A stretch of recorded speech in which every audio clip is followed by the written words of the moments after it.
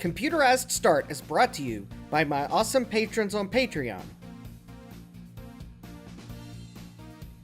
and by your tips and memberships on Ko-fi.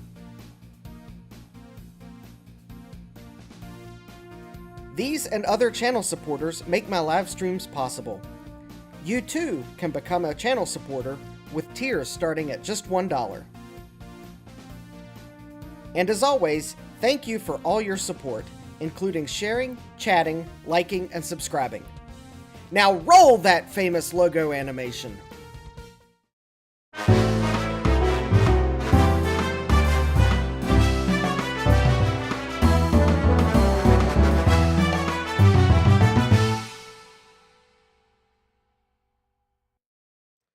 Good evening and welcome back to Computerized Start Live. I'm your host, Justin D. Morgan, and I almost finished my popsicle before the famous logo animation finished rolling. So I will have to finish this momentarily. I got down to the basement, realized how hot it was, and I wanted a cold treat. So anyways, who do we have in the chat? We have Gutbomb. Bianca says, hi, Mario. Hi, Gutbomb. We have Thomas Armstrong, Eat for BlueSCSI. We have Garth Beagle. Get yours at BlueSCSI.com. We have Jack68K. Yes, hi Garth and hi Jack. We have Trina's Technobabble, reminding you to get them at jcm-1.com. Hi Trina. We have Garth saying Trina goes hard. Yeah. We have Sadmac356. Hi Sadmac. We have Frank S. Hi Frank. We have, I think that's everyone. Alright, so let's see here. Don't forget, I do have a coffee goal for the August tip jar, so the link is in the description. I also am not going to be streaming Thursday. As some of you might know, my grandfather passed away on Sunday, so I have canceled my second stream. I would like to thank everyone for the kind messages I've received so far, and in advance for those that I probably will get in the coming days. And my family and I appreciate your prayers. And with that, it is now time for...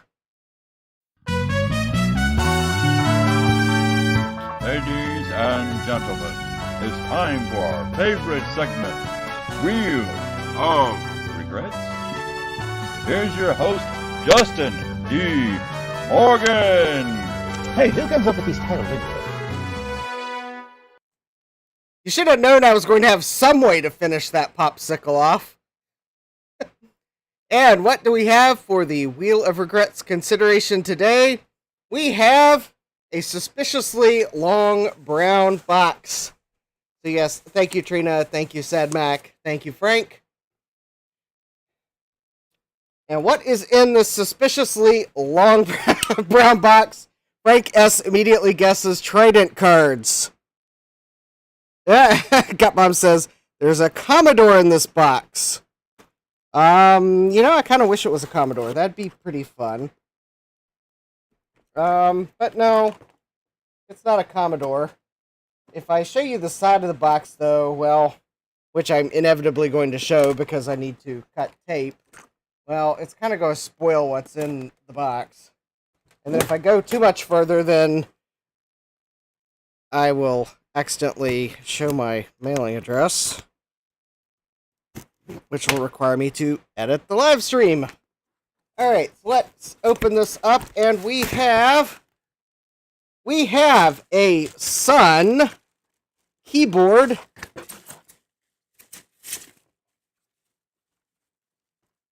and mouse. Hi, Mr. Tech Gadget. Yeah, yes, it's a keyboard and mouse. Yeah, Jack's saying too small for a VIC-20. Garth Beagle says clown shoes. No. And David Starbucks says clown shoes of regret. Yes. Thomas Armstrong says a Sunny keyboard. Yes, Trina, when I get a chance, I will get back to you. But we have a Sun mouse that has 3 pins on it. And because the seller that I ended up buying the mouse from had this lovely keyboard that even has the wrist rest with it. And because the keyboard that I have was missing a few keycaps, I just decided to go ahead and get the keyboard as well. So now I have a Sun keyboard that is not missing keycaps. I don't think it's quite the same style, but anyways, there is the pass-through for the mouse. So, yeah. Yeah, it kind of does look new old stock. Yeah, I don't think this keyboard was ever used, and if it was, they didn't take the plastic off the cord. So, at most, it was like maybe pulled out of the box and used once, but yeah. Gutbomb's asking, what are some good games to run on Sun OS? I don't know. I don't know. We'll have to find that out later. Anyways, Jeremy had found an auction for a Sun mouse. And then I went on eBay to... I'm saying Quake, maybe? I don't know. Anyways, and then I went on eBay and I searched for Sun mouse just to make sure I was getting the best deal. And lo and behold, there actually was a slightly better auction that probably for Jeremy it wasn't as great because the seller Jeremy found was closer to him. So the calculated shipping was probably lower for Jeremy when he saw the auction than it was for me. But I found a seller that was in Maryland, so the calculated shipping was much cheaper. Or in getting the keyboard and mouse, I think I paid about the same amount of shipping as for only the mouse from this other seller. So, hey, Jeremy, I picked up a Sun mouse, but it was a different seller than the one you'd found because of the magic of calculated eBay shipping. And I got it, like, pretty fast. David Starbuck is asking, I'm assuming Sun OS has Vim, Tic-Tac-Toe, and Vim. I would presume it has Vim. Getbomb says, said Awk, my favorite game. I think if I can manage to figure out the key combination to exit the text editor without resorting to the hard reset button, I think I win the game. Alright. Oh, yes. And now we see the BlueSCSI that I built on Dave's stream on Sunday. Anyways, so let's take a look at the order that I'm sure Trina's going to give me flack over because I placed an order from Tech by Androda because of reasons you will see in a moment, although there are some stuff from jcm-1.com in this box because I had them upstairs and realized I needed to bring them downstairs. This is actually from Joe. It's a bracket to put a BlueSCSI Initiator Mode in the floppy drive slot of an SE, so I'm not, like, completely Joe-less tonight. David says, just looked it up. Sun OS indeed has Vim.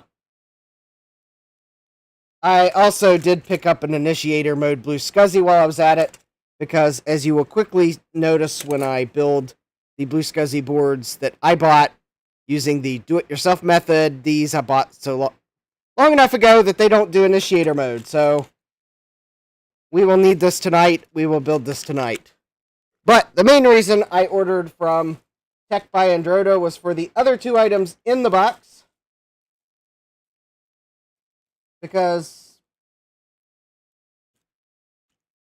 well, Tech by Androda does have a few things that are exclusive to his store, but I have some SCSI adapters.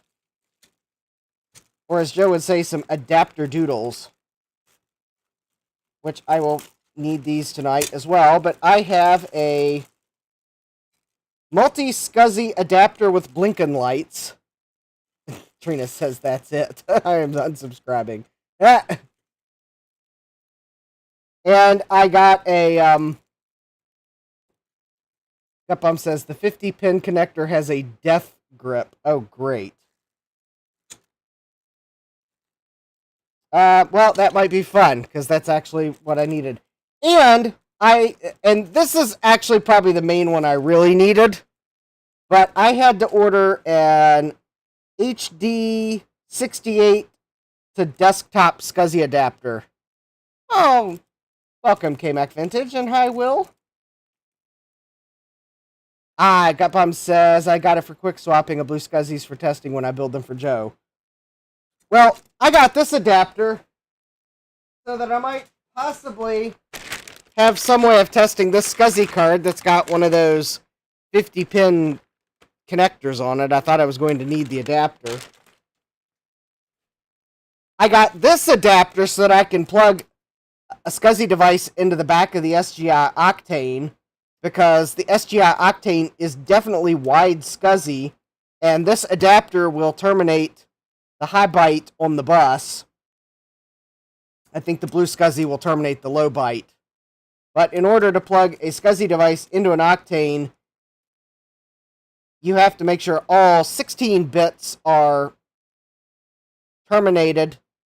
And the thing is, though, if I used a standard adapter for a BlueSCSI, standard adapters, just a pin adapter wouldn't terminate the high byte. And that would cause problems. So this, because I'd asked on the Open SCSI Discord about an adapter found on eBay, and Androda came back and said, I have no idea if that adapter you found is going to do it, but I've got one on my website that should. And sure enough, it's got the high byte termination on it. Oh, Stepbomb says, I never use it because it was really hard to pull them out. So, anyways, this is the main reason I placed the order, was because I was thinking I may need to try a SCSI install on the Octane, at least maybe to get the drive partitioned.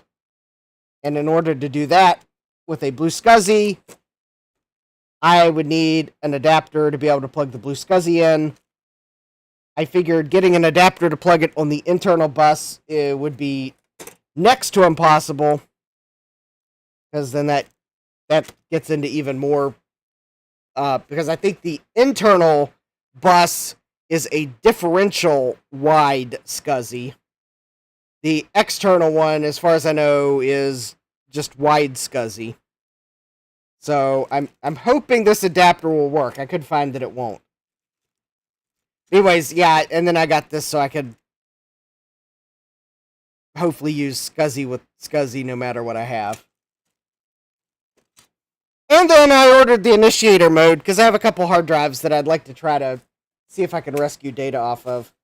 And then I got, like, the rest of my order from Joe here from a previous order. So I got an LED, I think that's for the SE adapter, and I got some RON boards. I got another RON board. Garth says, I like wide SCSI, and I cannot lie. Oh, hey, DJ Mike at Mike's Future Retro. Welcome. All right, so I think we will get to some soldering here. And I think I will start with the...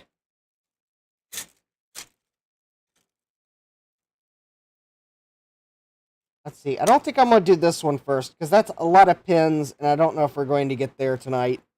Besides, if I get Initiator Mode working and copying files off of hard drives, then I can build that while Initiator Mode runs.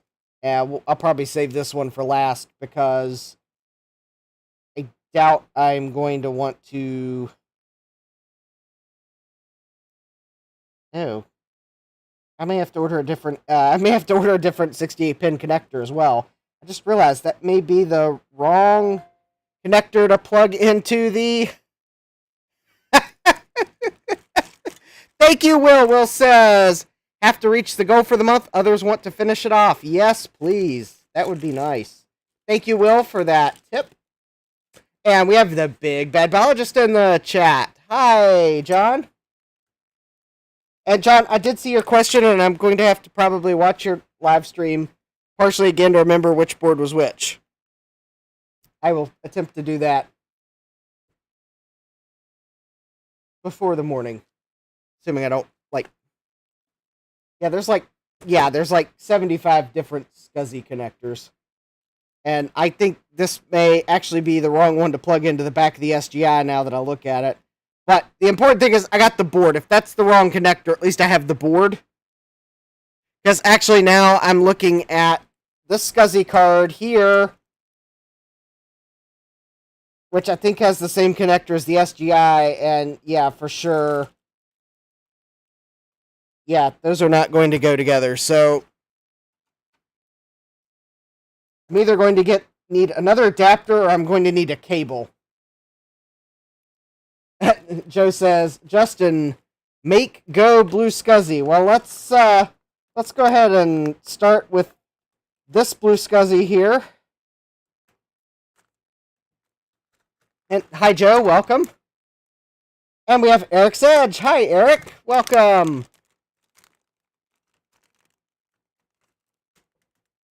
Because if I can get this one together, then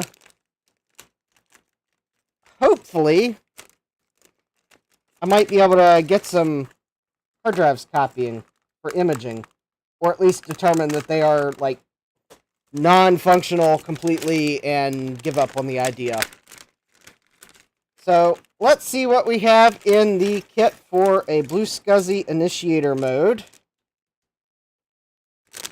Oh, I feel kind of spoiled because it's got everything I need and I didn't have to place 3 different orders to get it and then go to the hardware store. So we have the BlueSCSI Initiator Mode board. Ooh. We have a Raspberry Pi Pico. And I did remember to select the Wi-Fi version for this one. So that is good, because when I'm done imaging drives, it is going into this adapter into my SE. So I'm glad I remembered to get the Wi-Fi version. And let's see here. We have the the pin header. Yes, Joe says, remember to find your favorite BlueSCSI vendor at BlueSCSI.com. We have this adapter here, which I will not need for this one, but I will hold on to it, because you never know when I might need something that will work in a pinch. We've got a Berg power connector. We have some pin headers here, which I'm probably going to solder the Pico directly to the board, so yay, some spare pin headers. And then we've got the other pin headers, and we have jumpers and, oh, screws for assembly. There we go. Gutbomb says, I have a favorite BlueSCSI vendor. Garth says, my favorite vendor is jcm-1.com, which is so close to my pin on the planet.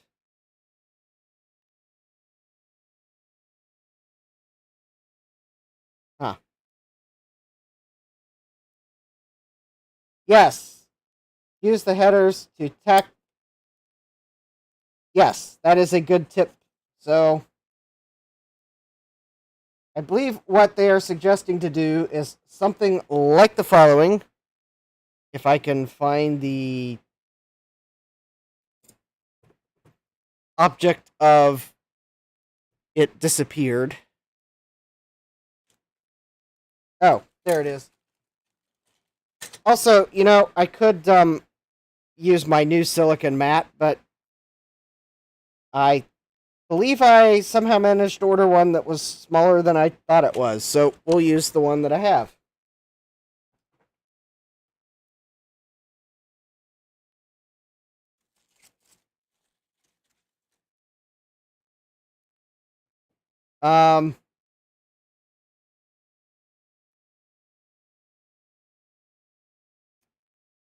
Yes, I believe the technique that is being suggested is to do something like the following.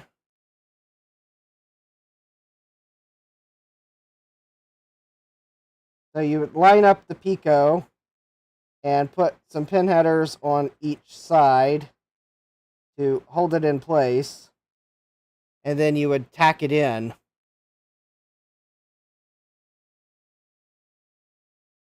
Jeremy says it almost looked like the pins aren't needed. No, the pins are not needed. However, they are supplied for anyone that does not want to. If there was someone who did not want to try soldering it directly to the board, they could use the pin headers. That is, I believe, why they are included. Yes. David Starbucks says JB Weld. Now, the one thing I would probably recommend is that some people might think that, oh, well, you know, if I put all the pin headers in like this, then isn't the board more secure? Well, yeah, but you run the risk of soldering those pins in, and now you got awkwardly soldered in pins. So I would probably recommend doing it more like this. And if you really wanted to make sure it was secure, then maybe you could do this. But at least leave yourself the corners so that you can tack it in on the corners, and then you can remove your pin headers and solder the rest of them.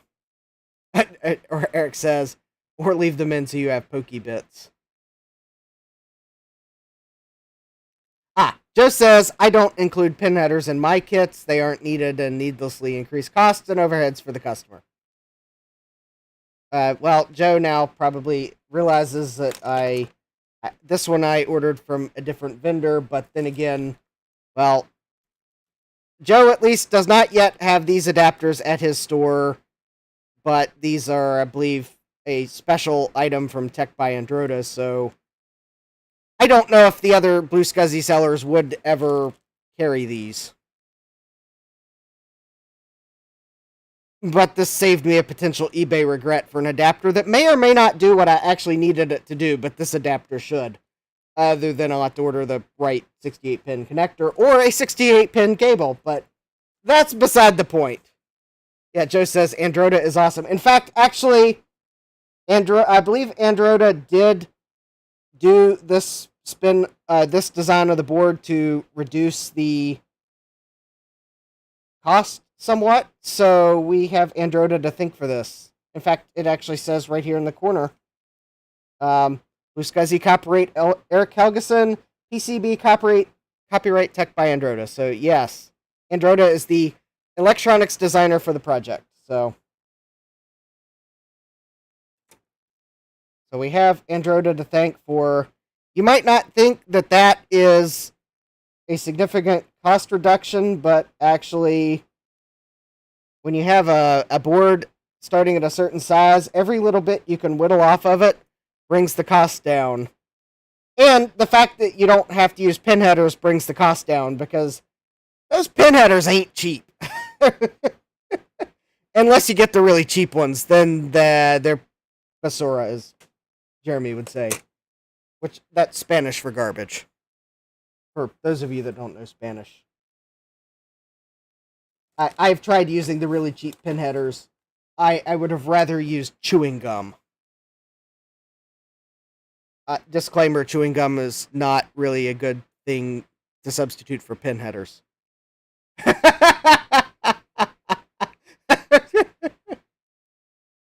Yes, at least if you're going to buy pin headers, at least buy something decently reasonable. I mean, you don't have to go buy the most expensive ones, but yeah, if it, past a certain point, they get so cheap, they become hard to solder. Anyways. Garth says, I feel like I gotta go wash my hands now.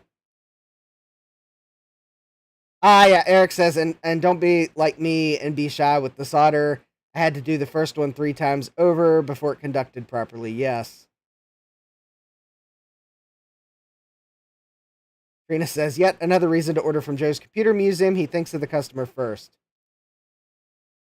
Yeah, Joe says, I don't have the 80-pin adapter doodles. Actually, Joe, that's the 68-pin adapter doodle. I didn't fall for the 80-pin adapter doodle.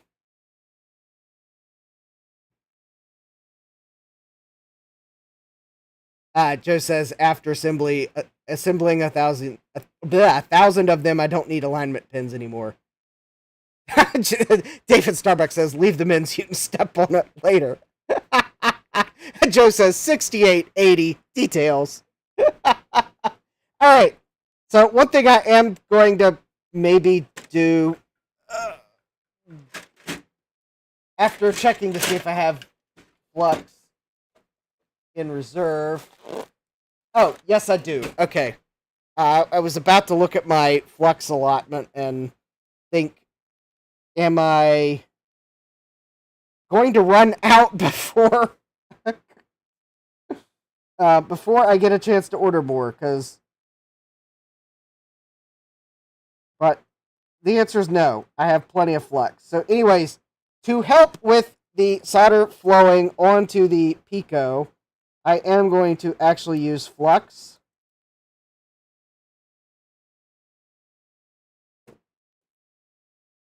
I don't, your solder has flux in it, but just to make this go a little, oh, hey, Francois, welcome. Francois says, of course I was working on yet another project. Jeremy says, separate the egg, beat the gnomes, or is it the other way around?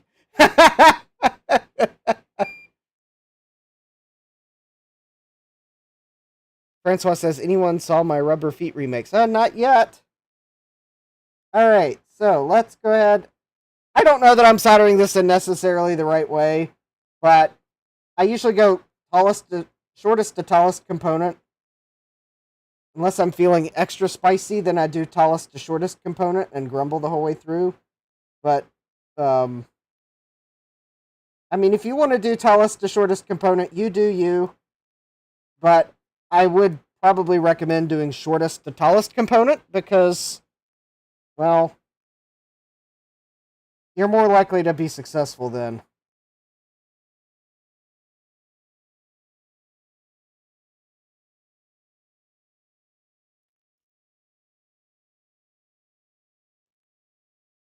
So anyways, so basically I'm going to just tack the four corners here.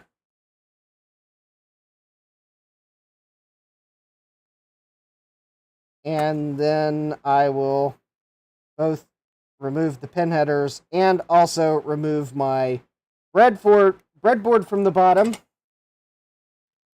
so that I don't needlessly melt my breadboard before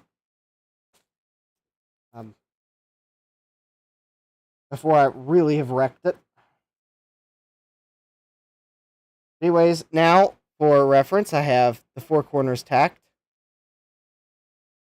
And now it's just basically, we'll get the rest of them.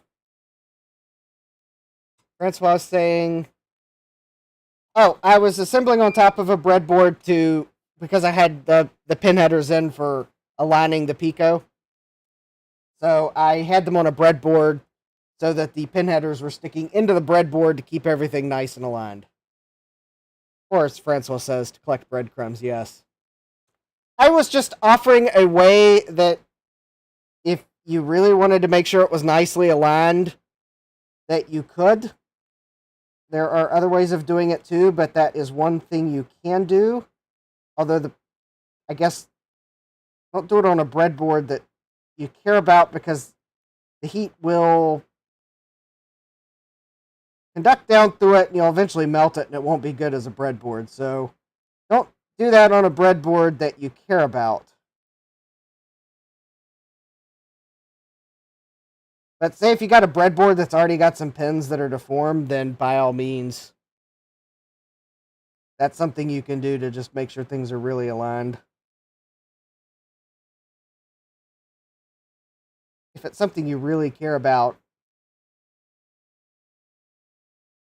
Thing is, though, I don't think you really should be worried about these castellated pins because there's enough space between the pads and the pins that you don't have to get it perfectly aligned. I mean, obviously you want to make sure you don't short pads together, but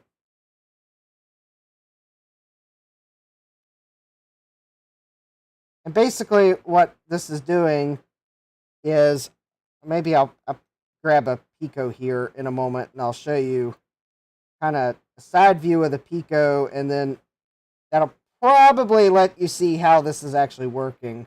But let me get this side here beside the SD card.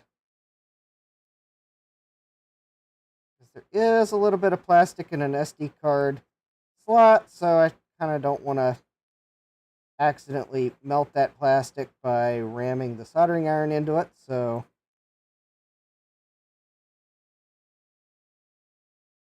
got a spare Pico to my side. I will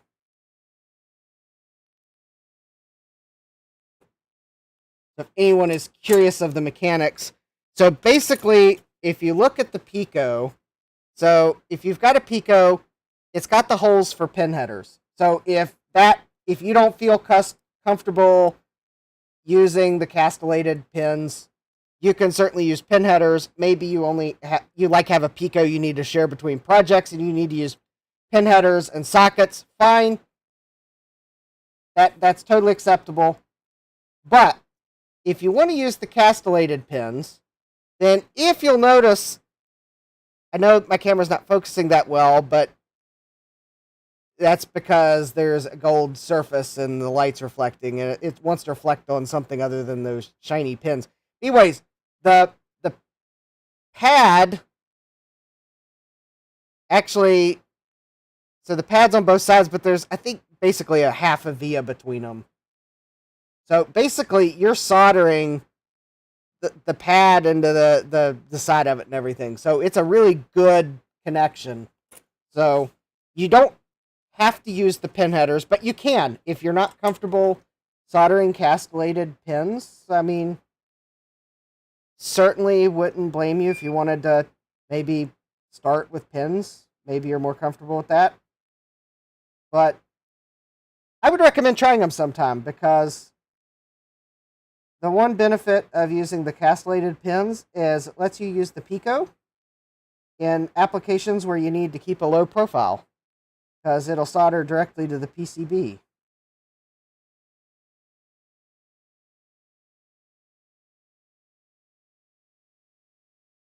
And in this case, if you don't use pin headers, well, that reduces your cost for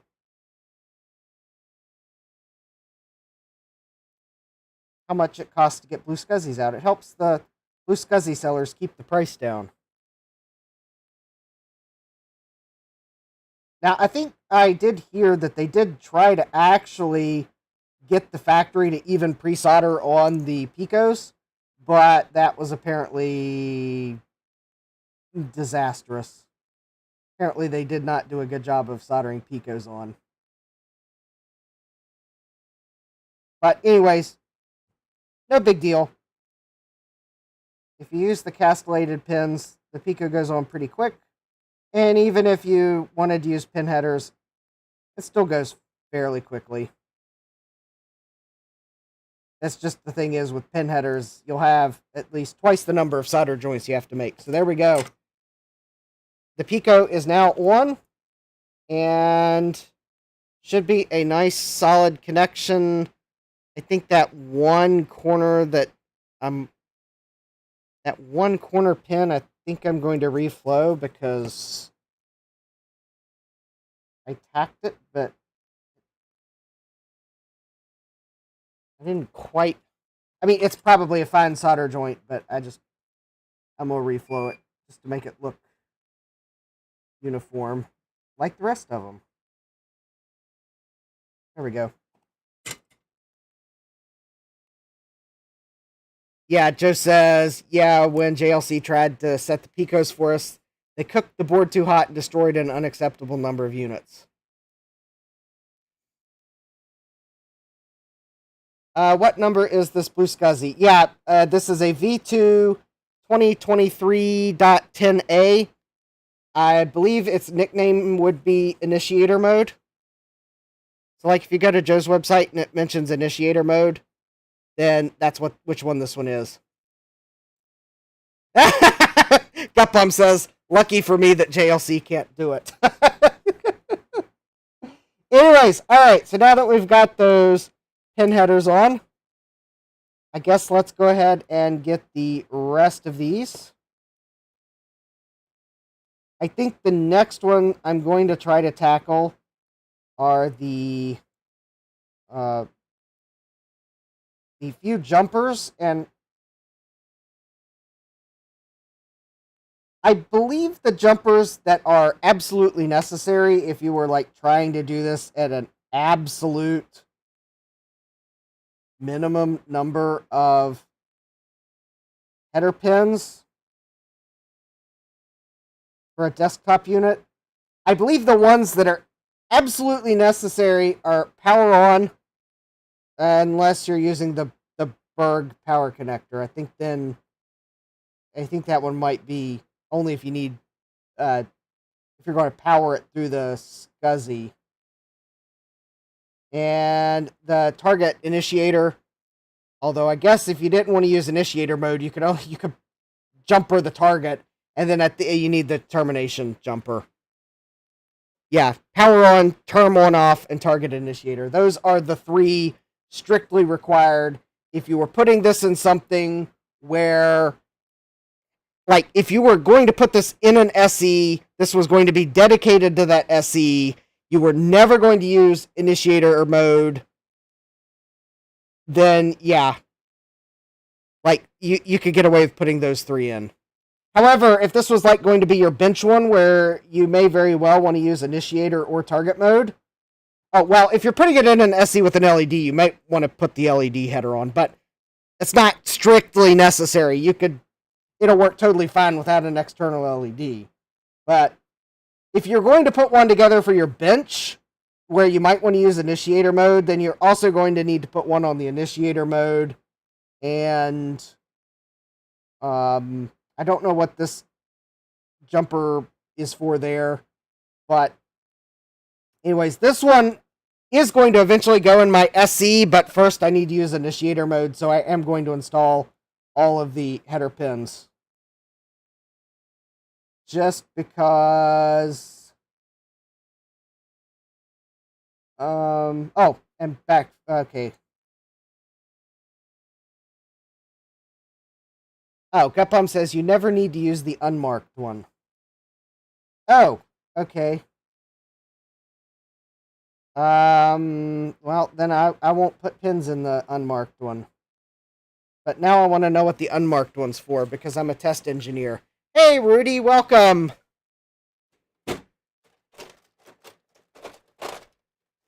Gutbum's like, no! Don't plug anything into that unlabeled jumper! We don't need the bug reports!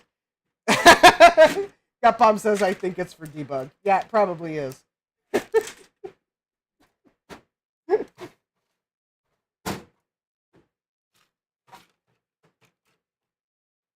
Well, I mean, I just wanted to make sure it wasn't like the jumper setting that made it make bacon overnight. I mean... Oh, Joe says the unmarked one is just holes. It connects to nothing. It's just there to reserve space in case we want it in the future. Gutbum says, looks like they gave you extras. Yep, probably so then. Well, I guess I'd rather have a few Well, the other thing is I've got a pile of header pins from Sunday still on my bench. It's possible I got some mixed up. So it's possible I'm the source of the extra pins. What in the world? I was looking for my blue tack, but I don't know what I did with my blue tack. It's like MIA.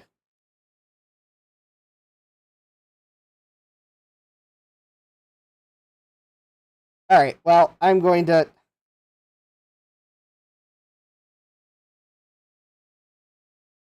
Alright, I'm going to try this another way.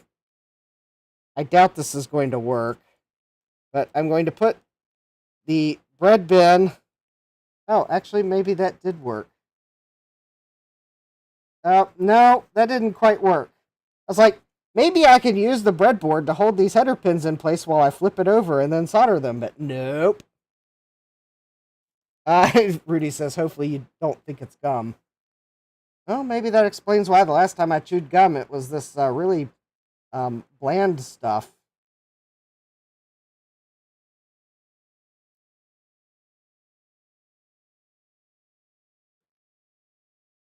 Gapom says, top tip, if you hold the board flat in your hand and slap it down onto the table really quickly, you can keep the pins in place. Well, my pro tip is you can try to hold the solder, the header pins in with your fingers, and as long as you don't touch the one that you're applying heat to first, then maybe you won't burn your finger. There we go. That's probably not a recommended way to solder, but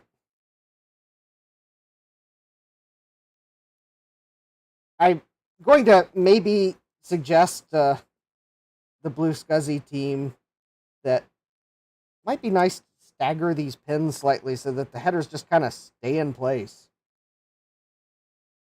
I found the blog on SparkFun's website that describes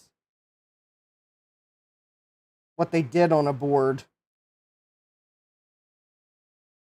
Basically, I think they created a new pin layout for the header pins, and the pins are, instead of being straight across, they're staggered like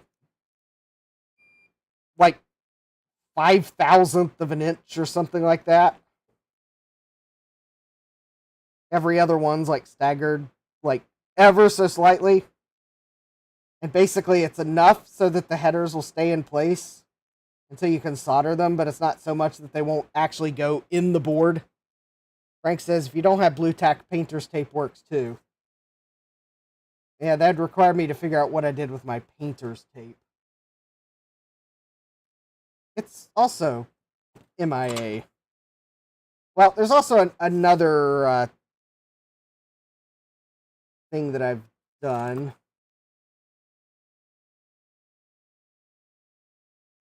Oh, there they are. I was going to use, for the 2-pin wide ones, I was going to use a jumper to help me hold it in place. Hopefully not solder the jumper onto it. There we go. I'm just tacking these in, and then I will solder them. And it looks like the ones I need for two, I got 3 of the 2s that need to go on. So back feed, which since I am going to be using this at my bench for a little while, I'll go ahead and put that one on. I don't think I'll be needing to backfeed power on this one though, but I'll go ahead and put it on just in case. Okay. And then, oh, Gapom says he just sent me a picture on Discord. All right, I will look at that when I get a moment. This may not be the only BlueSCSI I'll be building tonight, so don't worry.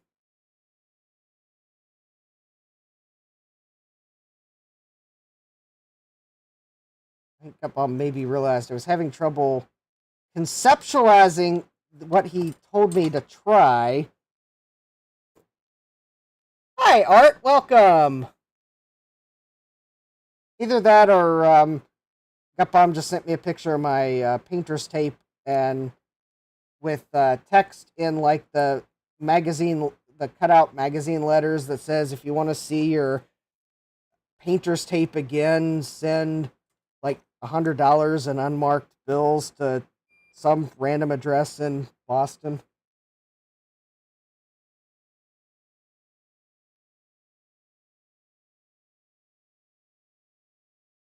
I mean, let's be real. It's painter's tape. You have to ask too much to get your painter's tape back.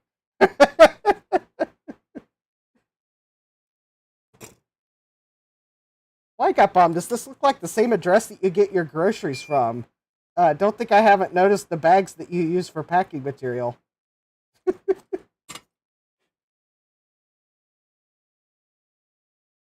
Gapom's laughing.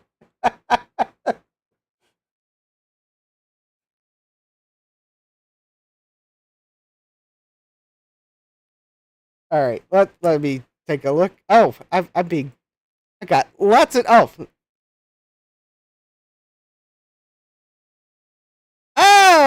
Okay, Gupom sent me a picture of his jig, and it looks like a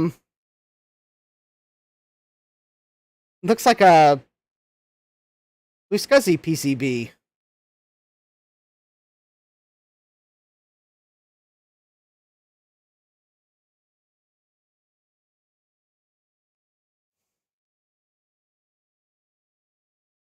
Cool.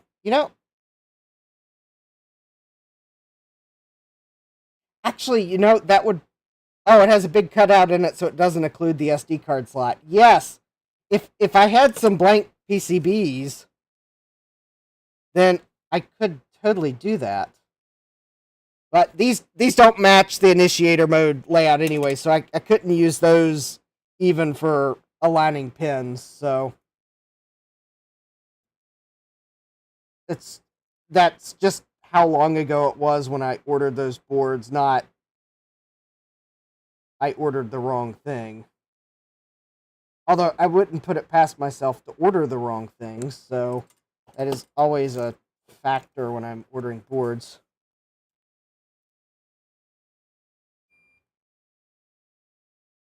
Although, speaking of boards, I'm hoping to get some PCBs soon. And once I get them, then we may have... Or, well, actually, I was probably going to do videos, and although I may still build them during a live stream, but I was probably going to do a video of them as well. But they are some potential VIC-20 upgrades for my VIC-20 I bought from Sean. Although I am still trying to figure out exactly what the presumed Chroma Luma mod is, because all of the Chroma Luma mods I have found online do not match what I believe was done to that VIC-20. Because they either involve cutting traces or they involve removing components from the board and then bridging them to some other, a different component to another point.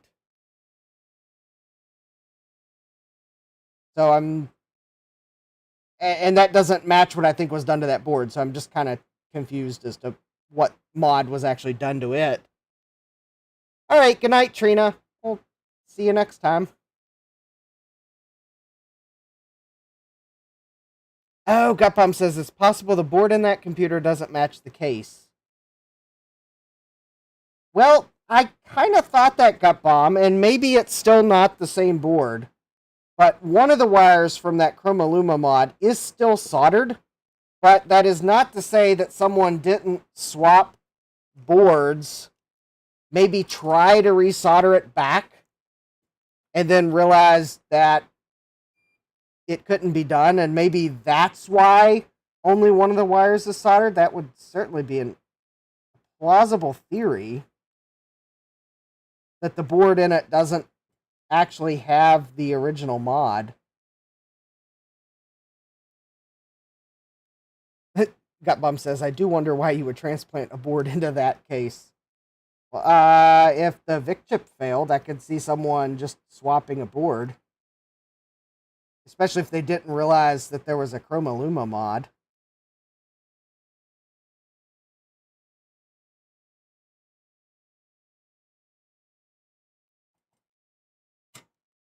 Or maybe they did know there was a Chroma Luma mod, but at that point they just wanted to maybe see if it worked, or they didn't care about the Chroma Luma. I'm going to try soldering the SCSI connector without flux, because I'm really not sure that the extra flux is needed. Plus, it's just a lot of flux to clean up for the SCSI connector.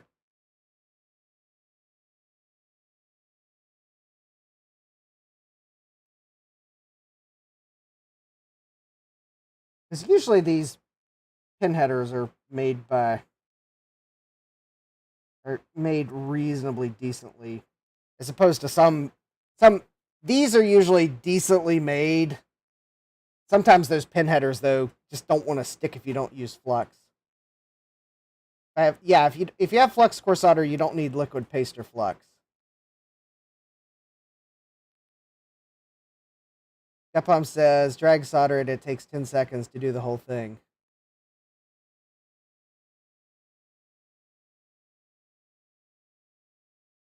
Maybe I'll try that on another board.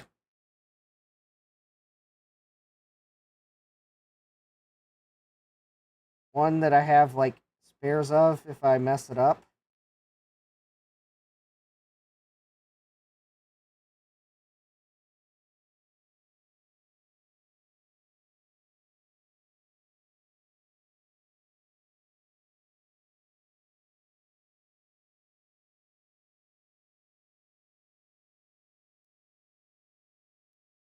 Because I still have like 8 of the DIY boards that I ordered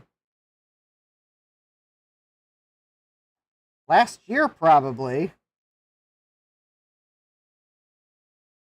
Yeah, because I think I ordered them like right before Initiator Mode came out. Well, not right before, but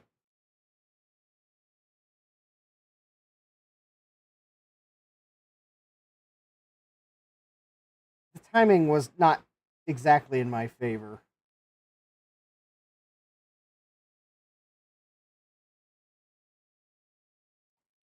And I just bridged a pin.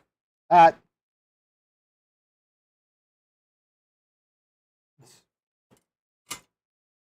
course, those might be connected together anyways, because I'm having trouble clearing the bridge.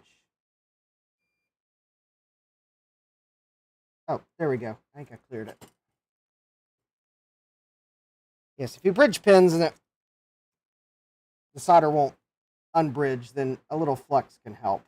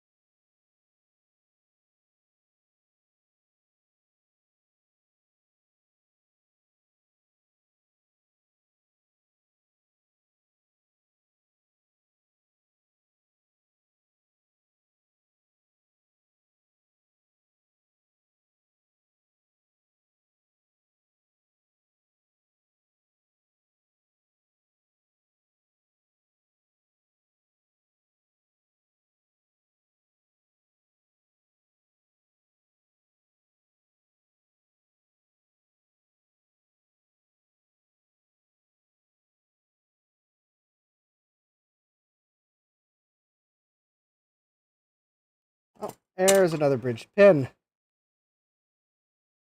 All right. Plus, some of these didn't like flow as good as I wanted, so I'm just gonna probably touch some of these up. So I'm just going to go ahead and apply flux. Now, hopefully, I can clear the solder bridge.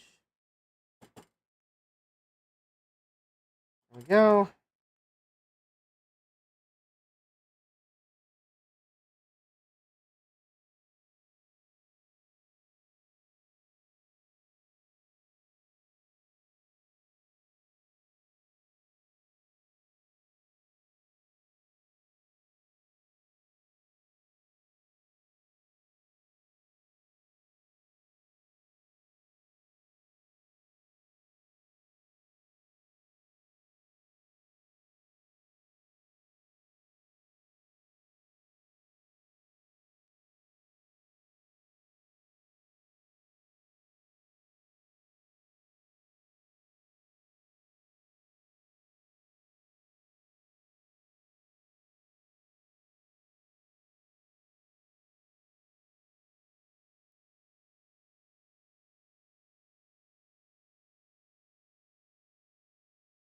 All right.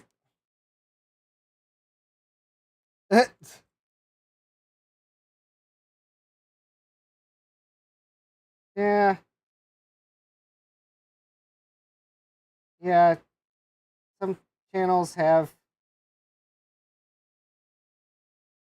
pet names for their fans. You know, I just like to call you all friends.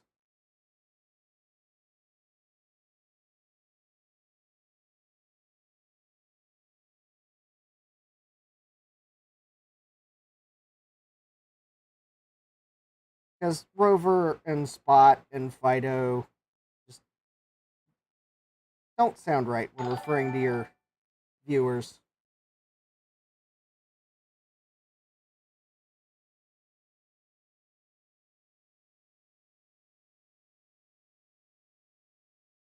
And unfortunately, I don't know all the models of the pet computer to have rattled off those as the joke.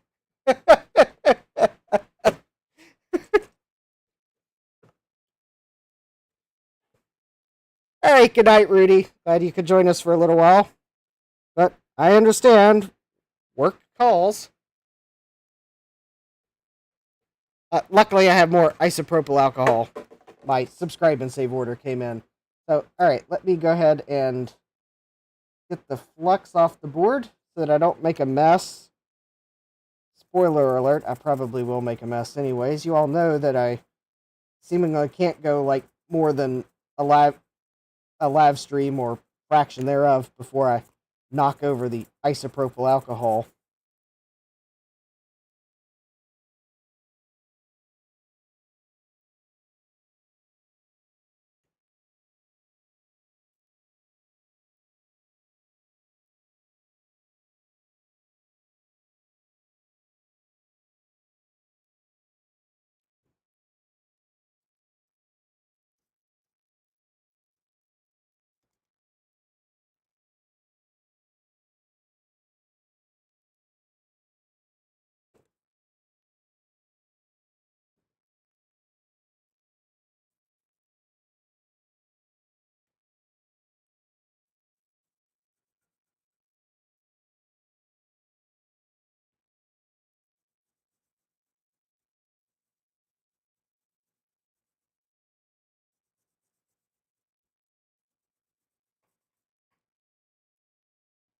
All right.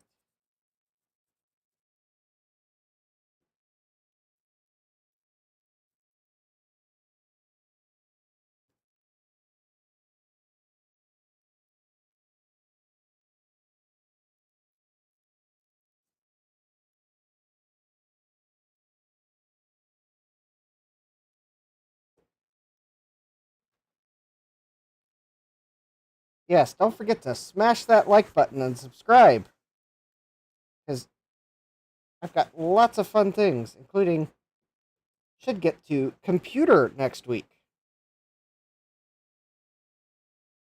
I got the Mauser order, so I have some high quality sockets.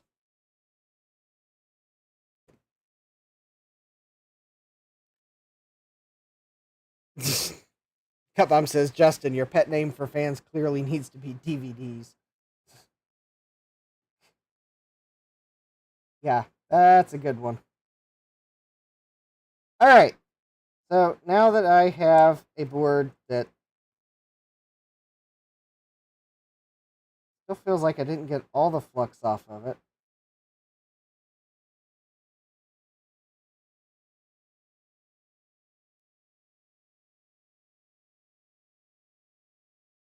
Yeah, there's still flux on it. All right, let's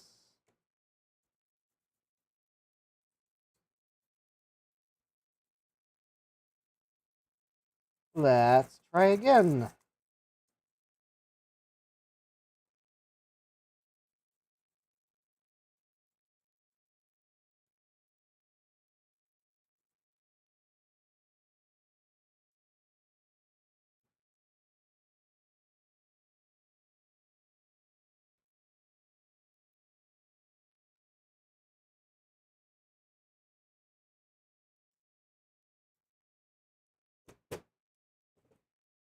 It could just be flux on my glove too. All right. Okay, just to help that flash off just a little bit quicker. And also, in case I got flux down in the SCSI connector, the SD card holder, I am going to contact clean, and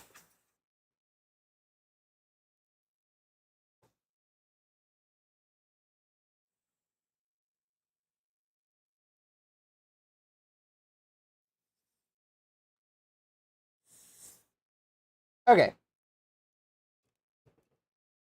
I usually don't do that because contact cleaner is kind of expensive, but I was kind of hoping to get to this board sooner rather than later, and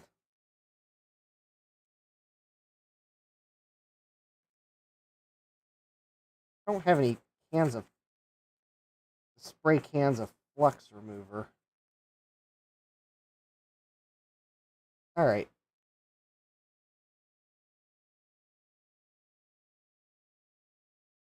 Okay, this BlueSCSI should have firmware on it already.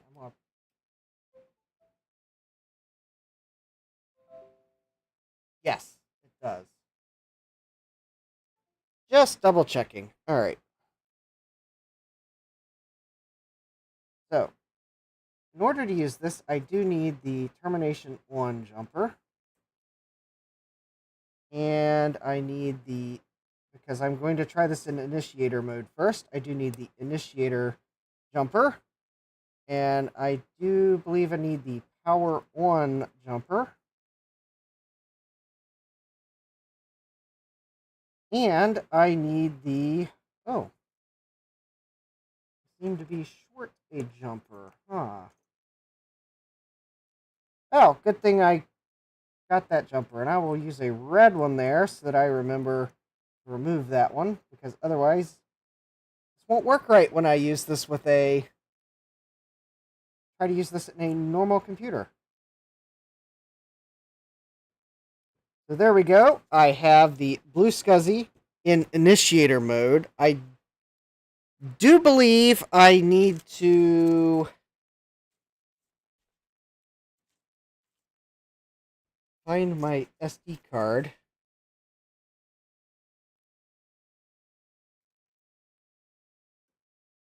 I think I need to put a configuration file on it. I can't remember what I need to do for initiator mode because I've never done it before, so I've never read the instructions before. So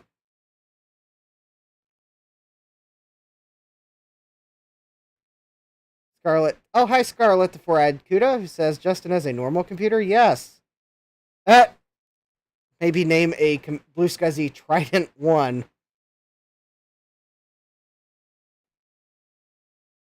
Received a BlueSCSI start here. Alright, I don't need the kit assembly instructions. Initiator mode. Alright, let's see here. Yes, I do need an ini file. Because not only do you have to set the jumpers for initiator mode, you do need an ini file that tells it initiator mode equals 1.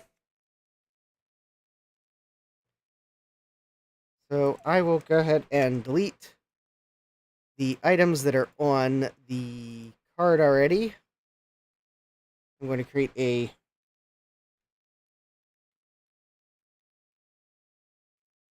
BlueSCSI.ini file. I am going to paste the lines from the wiki into it.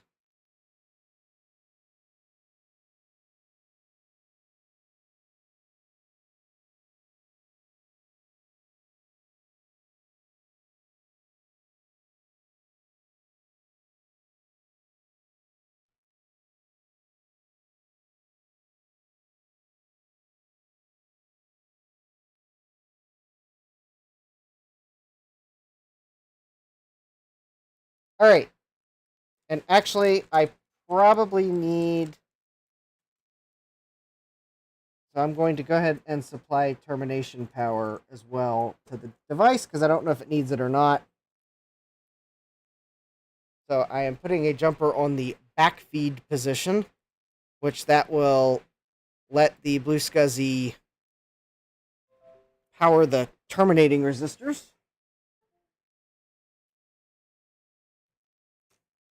Alright, so I am now going to put my SD card in. It's got a BlueSCSI.ini file.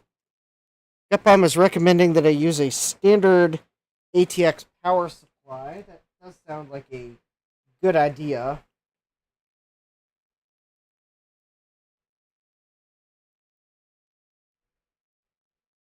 But that, of course, requires me to grab one that I can just simply turn on. Well, how about let me just grab this one here that's got a few devices connected to it. That will probably not actually help in the grand scheme of things. Alright. So there's the power supply. I'm just going to kind of set it off to the side here, because it's not really that important. I do have a AT power adapter connected to this, so I will be able to turn this ATX power supply on without a motherboard attached. So you do need to power the BlueSCSI externally. So I'm going to plug in the Berg power, and I realized I need to zoom out just a little bit. I need a ribbon cable. So I will use this exceedingly long ribbon cable here. I do need to plug in the other SCSI device, which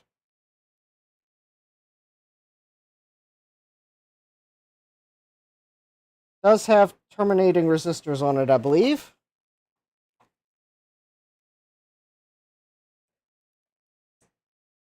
This is a quantum hard drive that came out of a Performa 6118 CD. There's a good chance the drive is not going to cooperate, but I won't know until I try. And then I will consult the chat. Capcom says just plug both into the same power source. All right.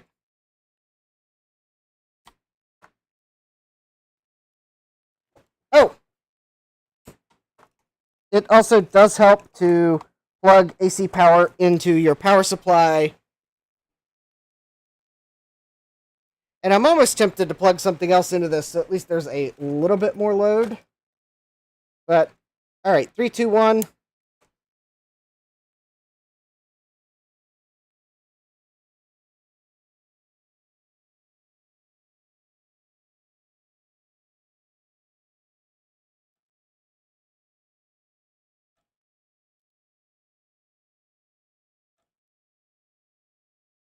I don't see where it says not to use backfeed.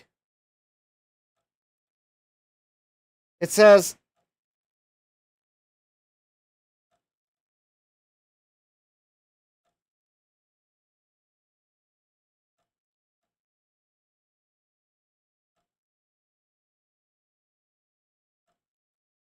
yeah, it's doing stuff, but the hard drive's also making the awfulest of racket.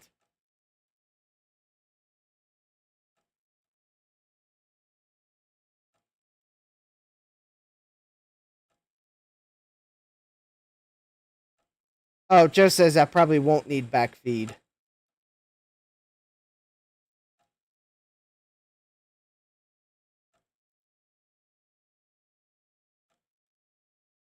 How do I know if this is actually working?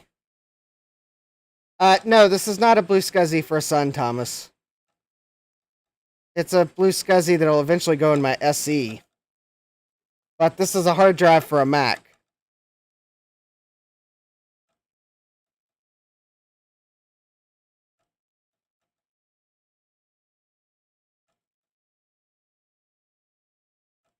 Oh, I can connect a USB cable and open a terminal to see real-time output.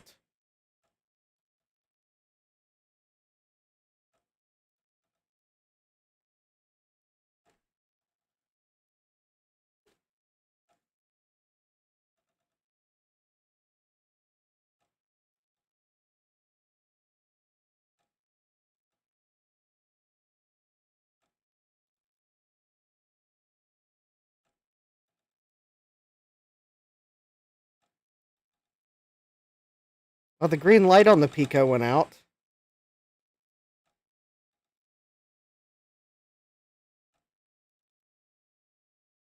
Oh, hi, Point 5. Welcome.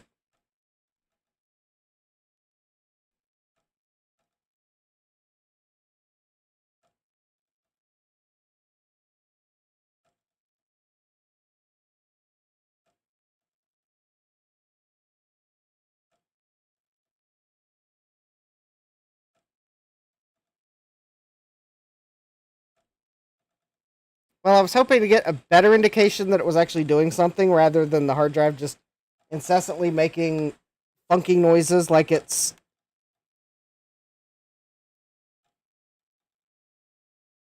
Oh, alright, good night, Thomas. Yeah, it's actually going to try to read the hard drive and copy it to the SD card.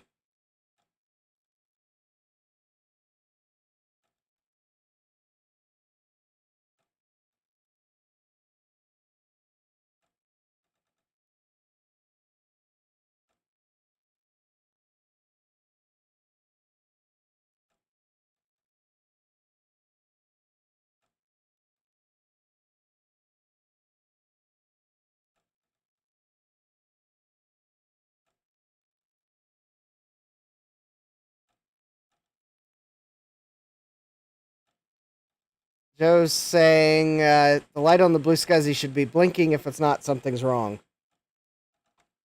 Well, I could have told you something's wrong by listening to the hard drive, but... Okay, so Joe said I probably don't need backfeed, so I'm going to remove that jumper. The instructions say I can connect a serial terminal.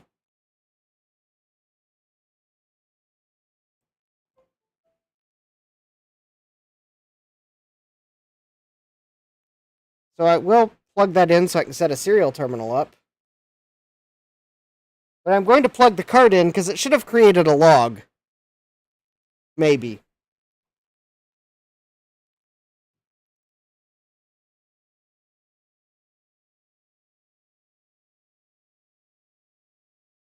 I just have to remember where I set my adapter down.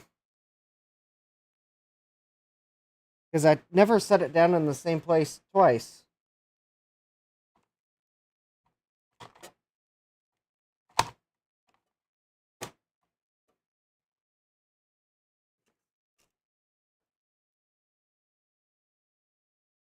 Well, that's annoying.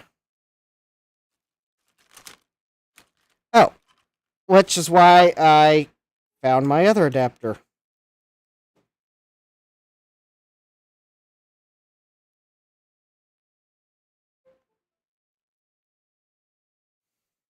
Oh, here we go.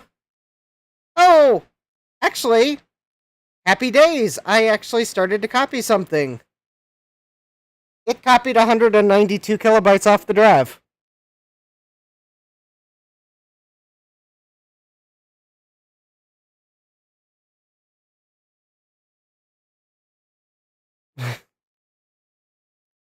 Alright, let's see what it...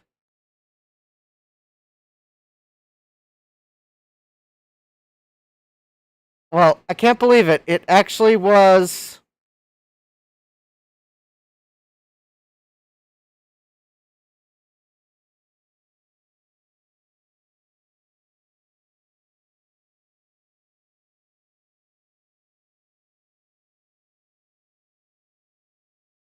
It actually seemingly read the first 354 sectors.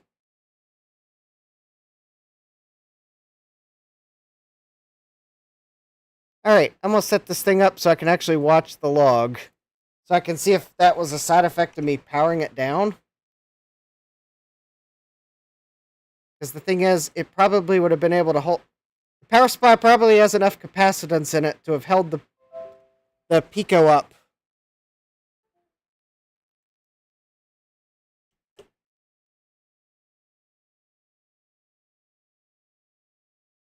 Alright.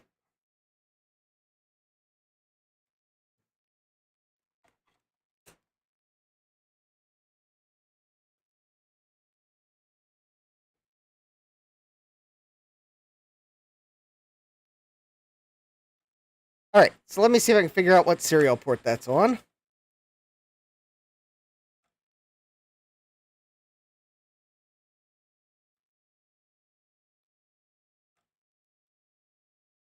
COM9. Yes, that would have been my ninth guess.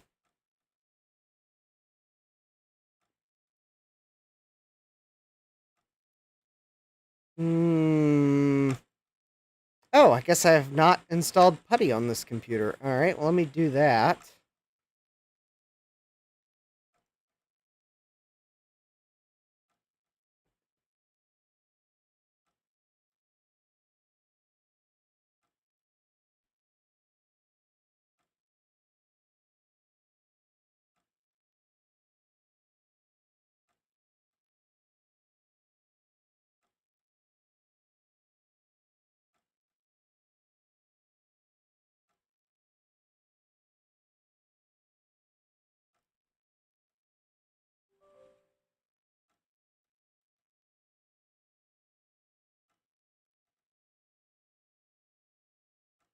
Alright, I have PuTTY. So, let's see here. Now I should be able to open PuTTY. Serial, COM9. And I have no idea what the settings are.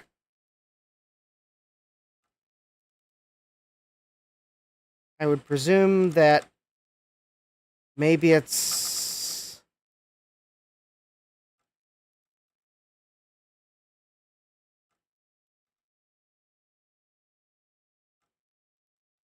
USB serial device. Debug. Oh no, it doesn't have the settings for the serial port. I would presume it's 115.200 because... Oh, yes it is.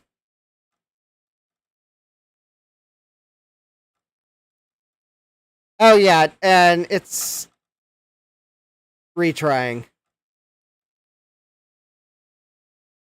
Oh yeah, this drive is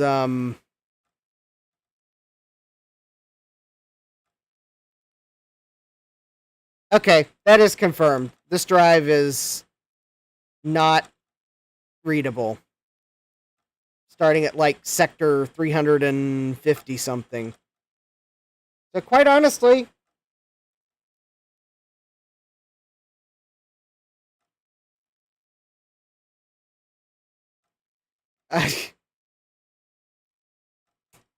no, it's...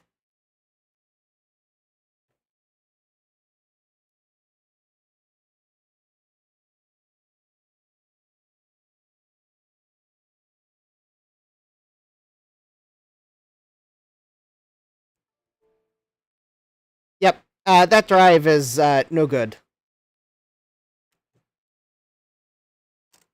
So, you know what we do with drives that are full of gravel?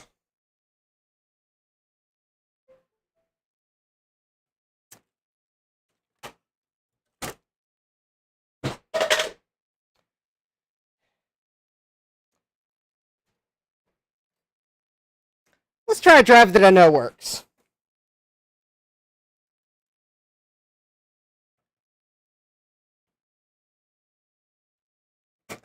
There we go. It's another quantum hard drive.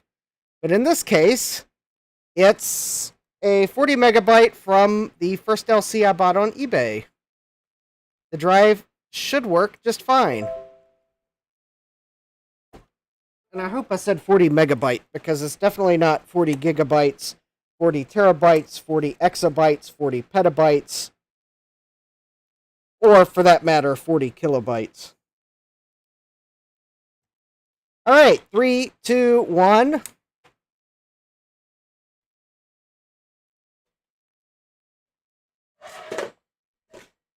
I'm going to have to destroy the hard drive because it's got indeterminate personal data on it, so I will have to physically destroy the drive.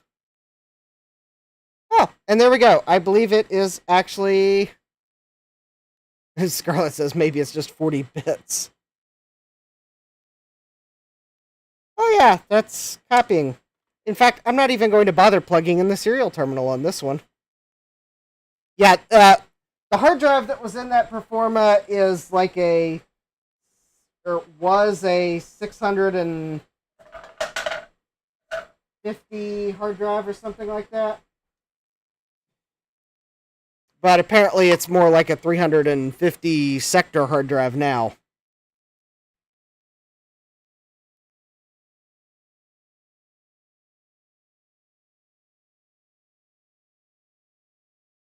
Did it really just read my 40 megabyte hard drive? Is it really that quick? Because my drive just spun down. That's impressive if that really did it that quickly.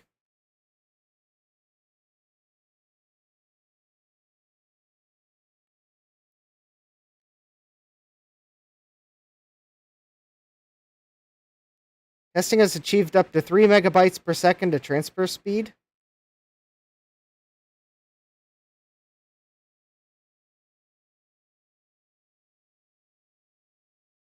Well, that's definitely a slow blink.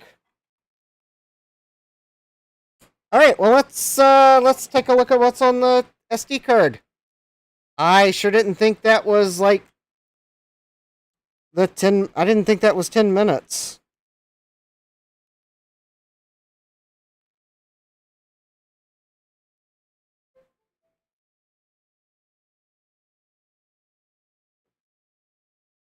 But indeed, we have a 40 megabyte image file. Wow, that was actually kind of nice and quick.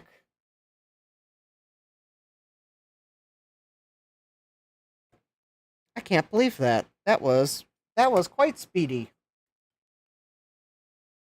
All right, we're going to try this with a few other hard drives of unknown status. Because that was actually kind of satisfying. So let me copy this image file off of my SD card. So let's see, I'm going to name this one no boot LC. Yeah, it was just 40 megabytes, so maybe that was...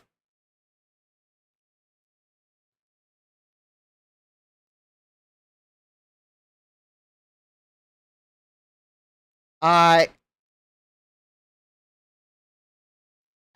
can't just simply look at the image. This is a PC I'm using.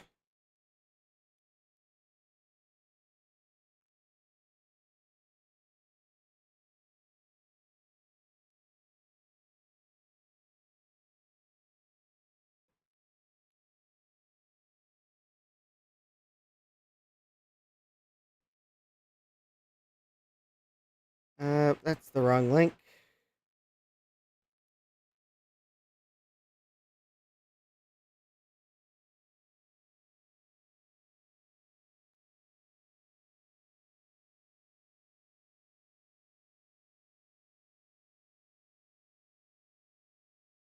That's the wrong one. Where is Disk Jockey? Because I...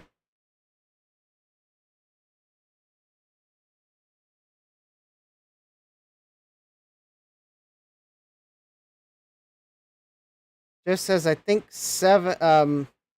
I don't have Cider Press. I don't have 7-zip. Well, I do have 7-zip. It just doesn't like to respond to the right-click menu.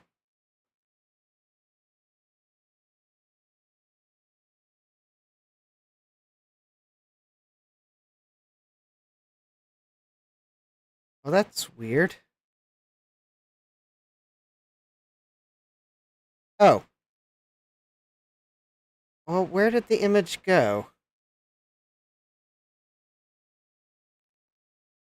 Oh, 12/31/2020. Oh, that's why I can't find it. 7-zip, open archive. No, 7-zip will not open that. Open with...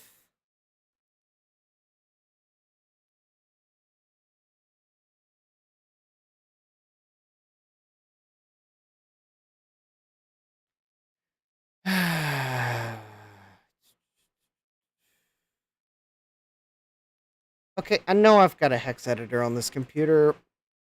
Why is it hiding?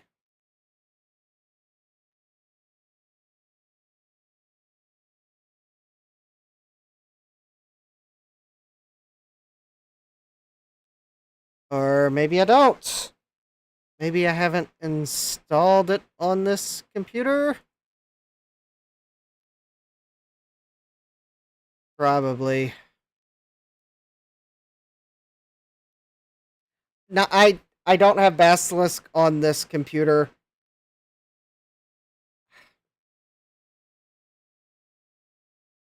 I don't want to. I don't. This is my streaming computer. That's why it's devoid of software.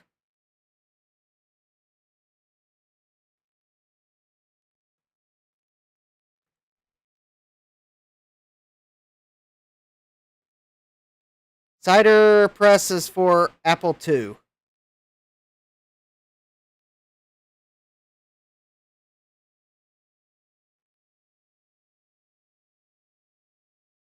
Looks like Cider Press is for Apple II disk images. This is a Macintosh disk image.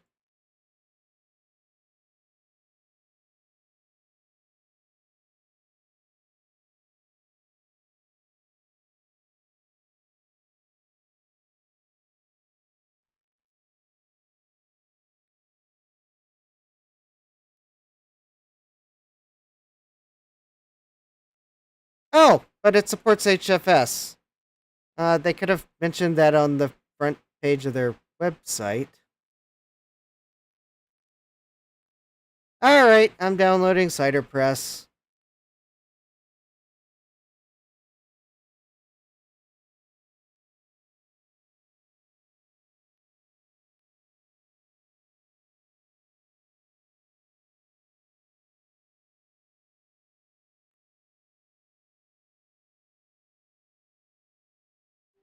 Alright. Advanced installation. Yeah, that's all fine. That's fine. I accept the license agreement. Wow, that was a fast install. What's this other thing it had just installed? I don't know. Alright, open. Downloads. Find the image file because it's... There it is. And...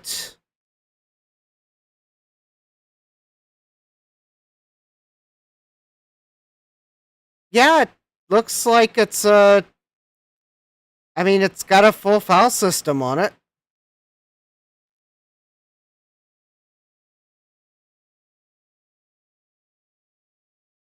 Okay, I think it read the drive.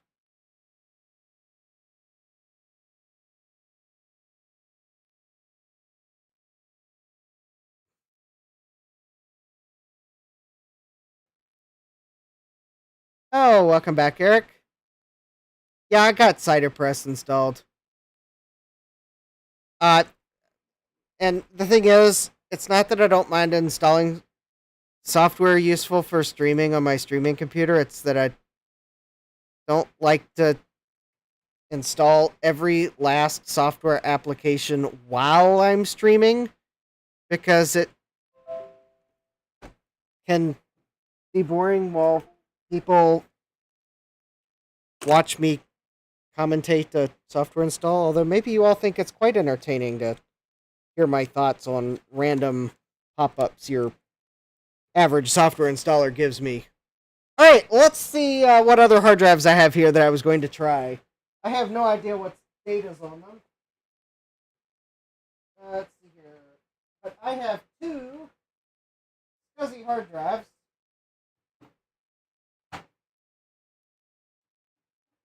Correction, three SCSI hard drives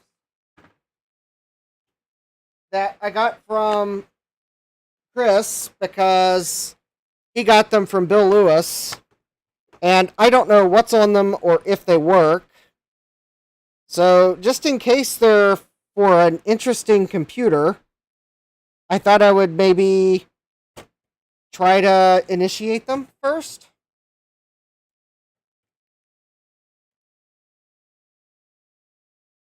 Just in case they're like failing and I get one read, then at least I might have a chance of archiving something that's not archived. But anyways, all right. So this is an 80 megabyte quantum hard drive, and Image attempt in 3, 2, 1.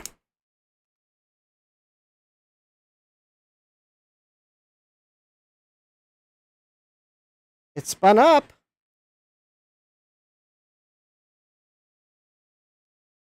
It's imaging. This is an 80 megabyte hard drive with an Apple logo on it, so this would have been an HD80 or whatever Apple called it. The other drives I have are this digital SCSI hard drive of unknown size and heritage because I don't know what it came out of. And I'm going to presume this is maybe a 53 megabyte drive, but I don't know what digital's naming scheme was, but that is definitely a SCSI hard drive.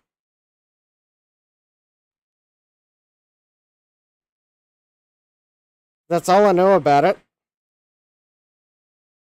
Other than that, it is making a slight rattling noise inside, so I don't know if it works or not, but we'll try it.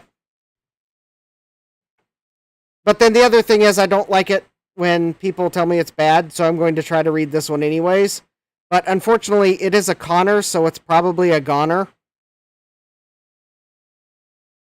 But this came out of a Quadra 650, and this is probably a 270 megabyte drive, according to the label. It's a CFA 270S, and I suspect that's 270 megabytes. It says it's bad, but it's got flowers on the post-it note, so maybe. It's David Starbucks says maybe it's, quote, bad like Michael Jackson.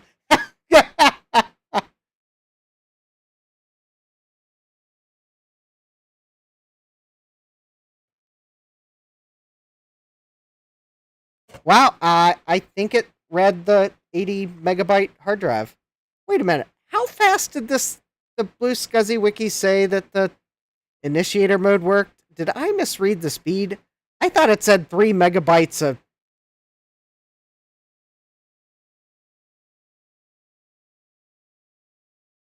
I must have misread the speed because...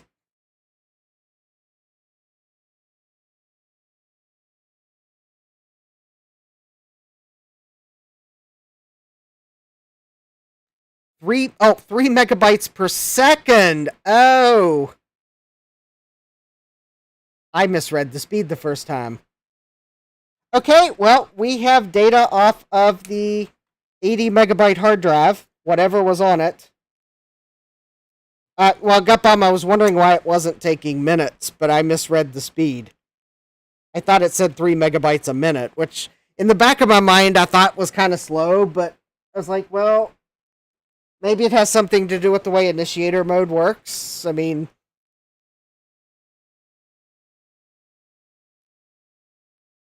Alright. Let's see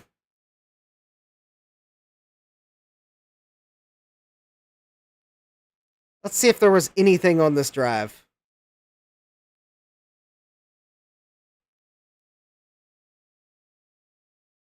If I can remember where CiderPress installed to so I can browse to it.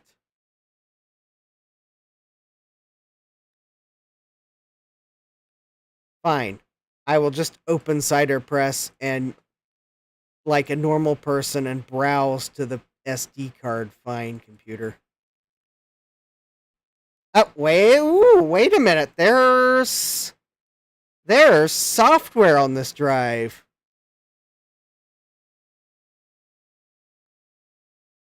Oh, there's not...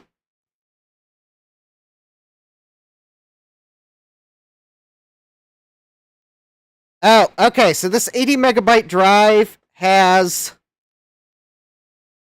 on the desktop, Apple File Exchange, Disinfectant, Disk Doubler, Norton Utilities, and the TrueType extension and the Adobe Type Manager extension on the desktop. It's an interesting collection. They were running Norton File Saver. Yippee. And there's a system folder that has a Claris folder in it, so they had ClarisWorks installed at some point. I can't tell what version of OS it is necessarily. Oh, it's got a fonts folder, so it's at least System 7. Ah, but that's it. It's a system folder and some stuff on the desktop. Probably because they deleted the files.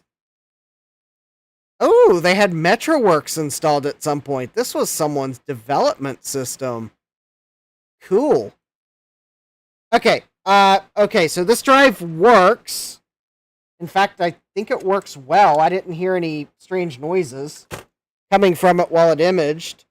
So I know Bruce says to enjoy these quantum drives while they last. So in the meantime, I'm going to give this one the green tick of it seems to be working. And we'll go on to the next drive. Who knows? I might put this in one of my LCs to have some fun with it. Oh, speaking of LCs, I should probably pull the drive out of one of my other LCs and image it while I'm at it. All right, let's try this drive that was in the Quadra 650 at one point. Some Quadra 650. I do not own the Quadra 650. I think it might be one that Steve asked for from what things that Bill Lewis got. So Steve may have a Quadra 650 that this went to. Given the fact that that hard drive had nothing of any value on it, I am not going to keep the image file because there's no I mean, it's a system folder and a couple things on the desktop that have been archived. So I'm not going to keep that image. Because if there is anything else on that image file, it's going to be personal data that they tried to delete and didn't do it very well. So I'm not going to keep that image file. So, all right, let's try this next drive and see what it does in 3, 2, 1.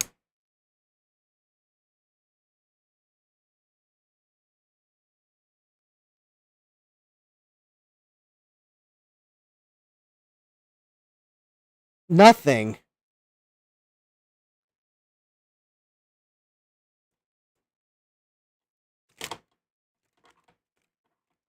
I don't think it even tried to spin up at all.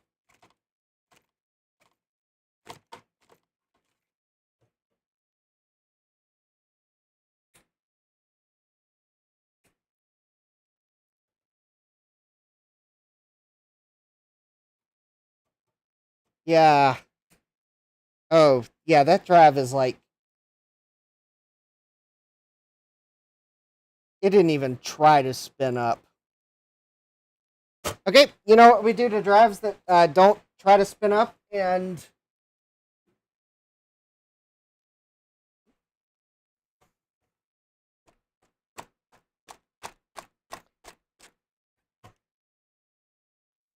we hit it with a hammer.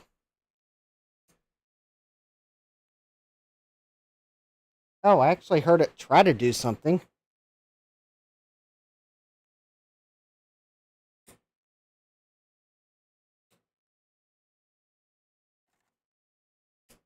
Okay, that drive is dead.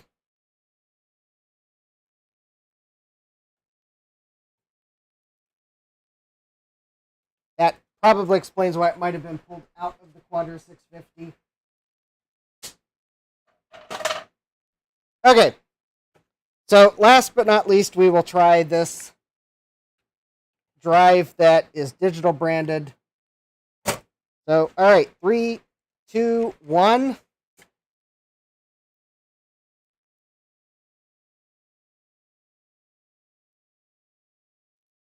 And it spun up.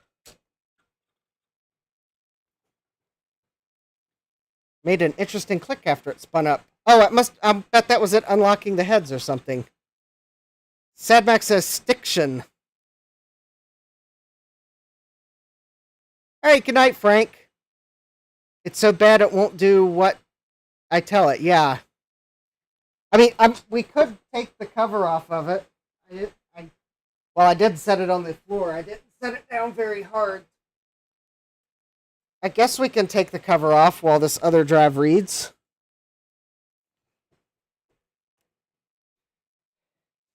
But unfortunately, I didn't even hear the spindle motor spin up.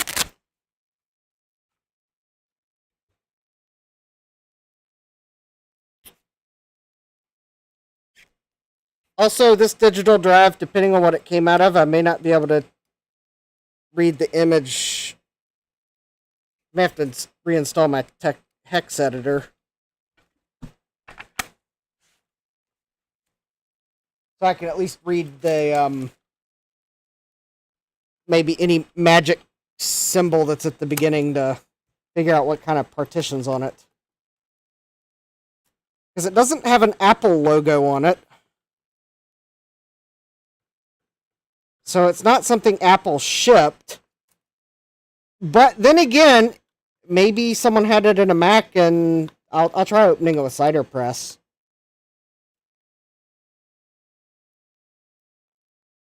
It's worth a shot.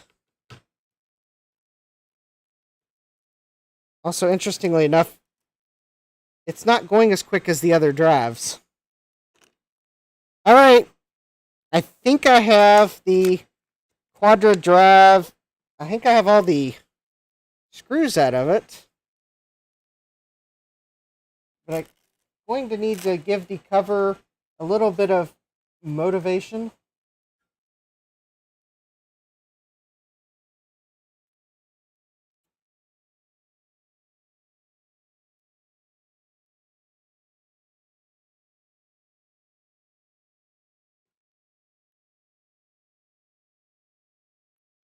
Yes, if you have a hard drive that has important data on it, you don't want to open it up, because this could render that data completely unreadable, but considering the drive's not even spinning up,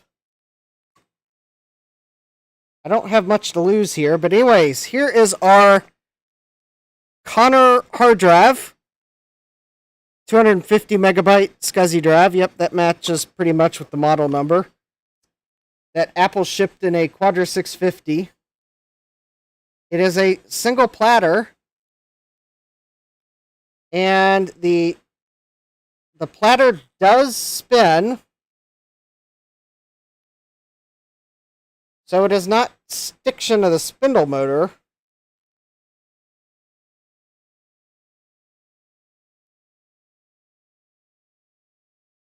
Oh, I think it did finish copying. It just must have not spun down when it got told to.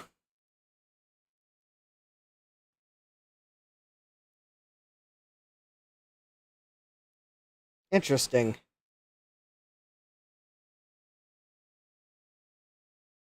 The LED is blinking slowly.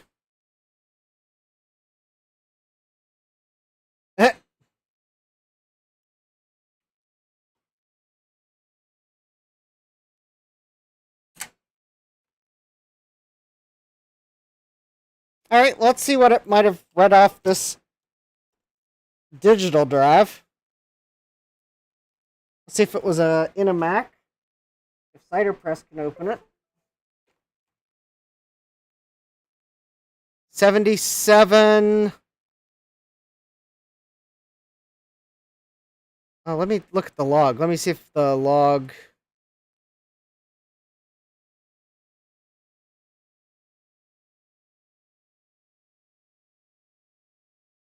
Oh, no.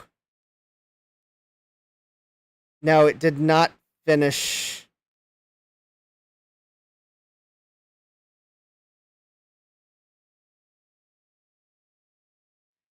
No, this digital drive is,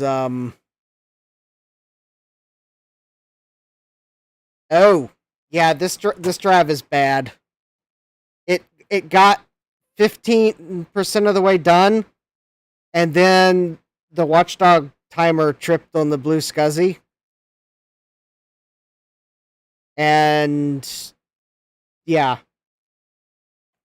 So this drive is actually probably had a head crash.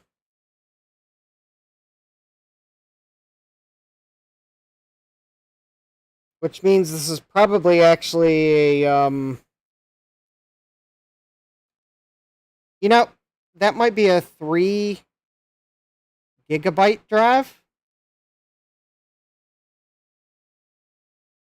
3053.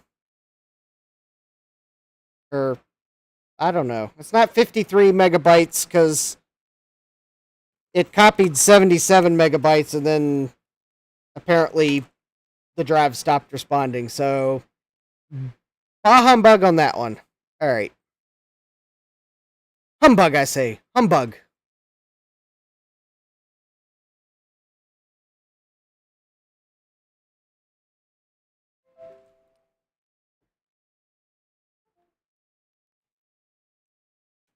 Okay, let's try this Connor now that I've got the cover off. Because maybe it can be persuaded to work.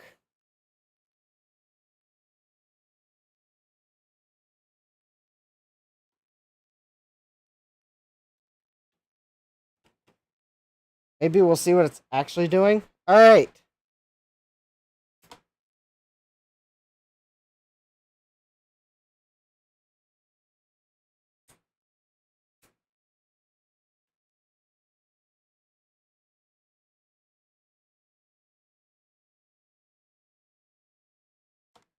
Yeah, I don't even think it's I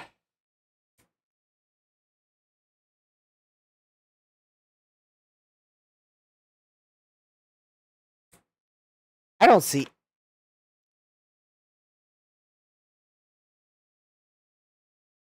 Yeah, I think this drive is like dead.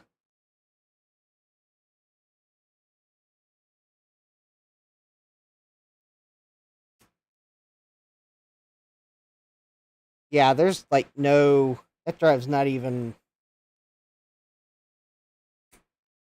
Yeah. Okay, this drive's dead. It's not even attempting to move anything. I think that qualifies as a dead drive. I'm going to look on the bottom of it to see if I see any signs of.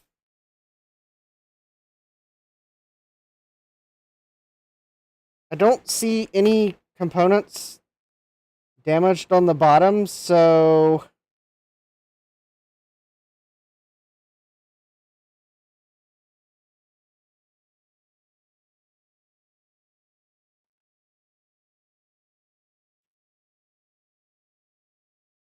Yeah, I think this drive's dead. We will retire it because it's dead, Jim, as David Starbuck said. As a certain Starfleet captain famously said. Or wait, no, that was a. Oh, no, that was a certain Starfleet doctor that said to a certain Starfleet captain. I guess if we're like trying to see why hard drives are not working, let's see if we can take a look in this drive here while we're at it.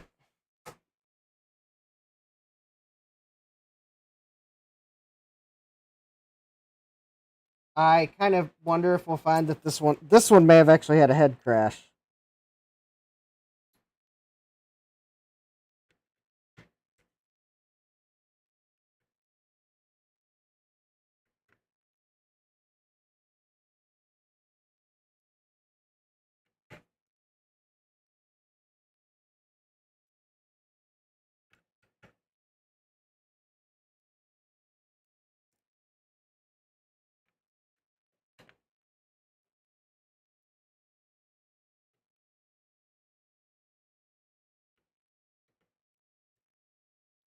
Actually, I have to say this initiator mode is so handy. I'll probably have to get another initiator mode BlueSCSI.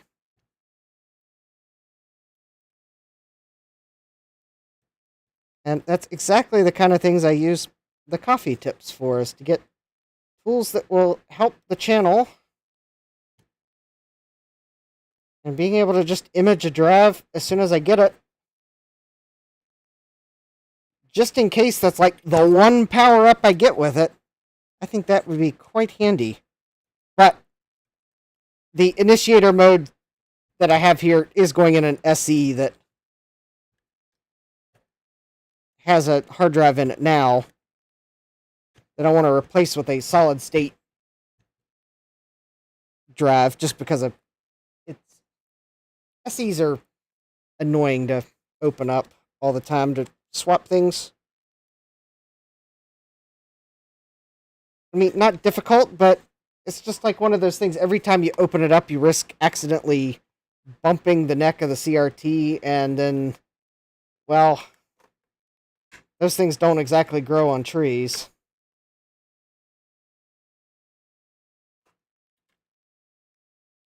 You know, I think Digital secured this lid with... I think there's a hidden screw somewhere. If I had to venture a guess, it's probably under this warranty void if seal is broken label.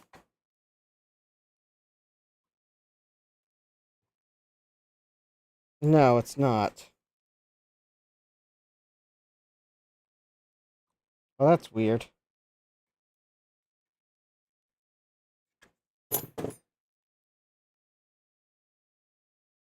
Oh, I guess I'm going to have to remove the control board. There's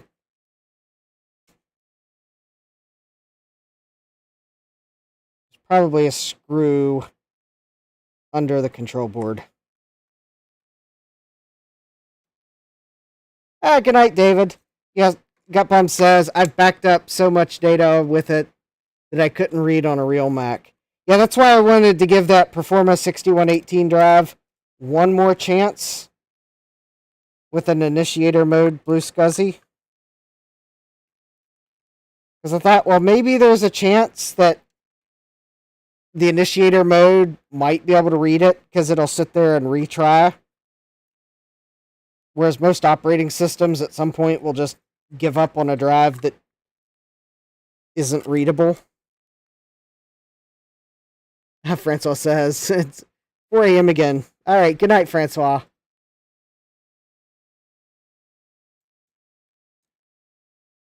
All right, so let's see if I remove this control board, which something tells me Digital probably made it difficult to remove.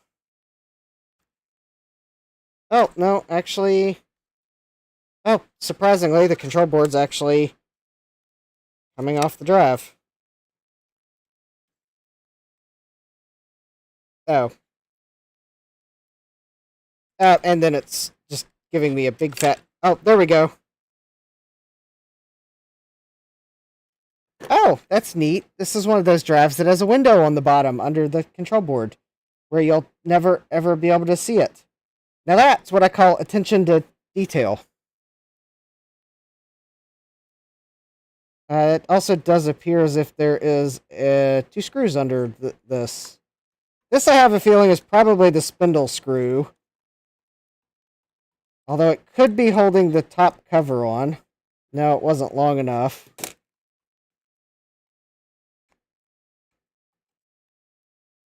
Oh, I bet this thing is just glued.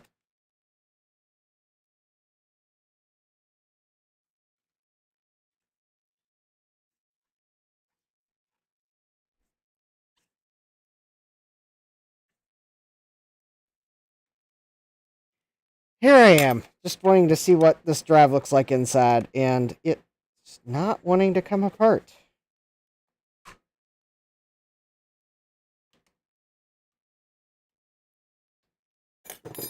Alright, I guess I'll remove the other screw on the bottom side, and if that doesn't work, I will see if I can't get the label off the top.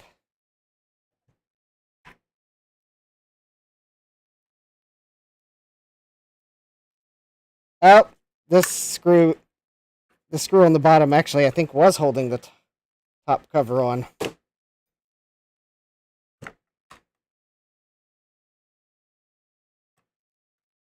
At least it was part of it.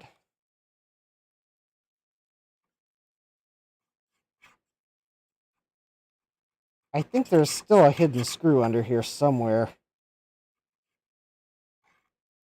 Like right in...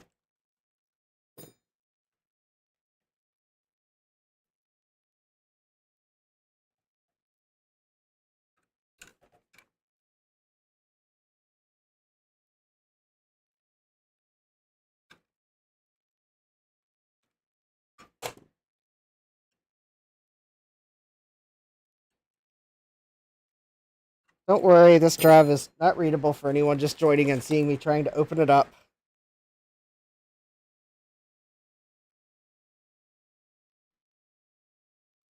At only 14% before it started having unrecoverable read errors. Yeah, this drive was... probably has had a head crash. It's not like I was going to be able to use it for anything other than giving it an autopsy to see why it failed.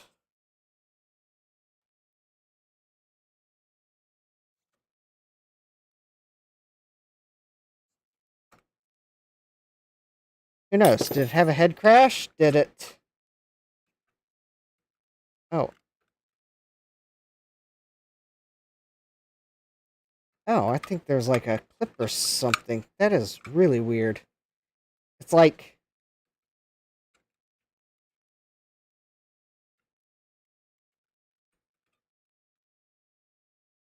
okay, that is like really weird. I think there is like a label or something. A screw or something under this label here.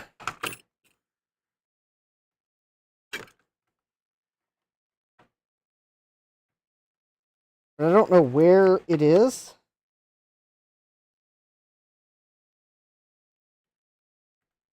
Let me just see if I can't get a little bit of the label up. Because I think it's somewhere... oh, there we go. There's another label under this label, and I bet that's where the... ah, there we go. There's our mystery screw. It's under there.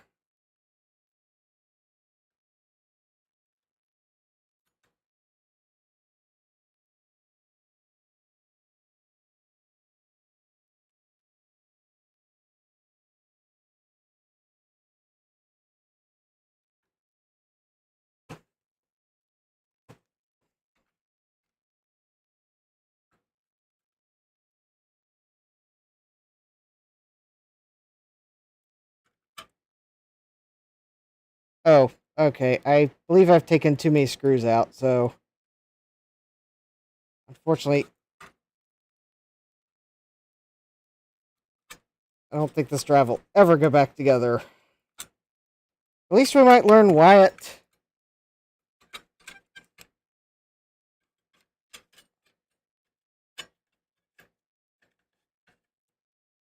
okay, that is... okay, that is weird.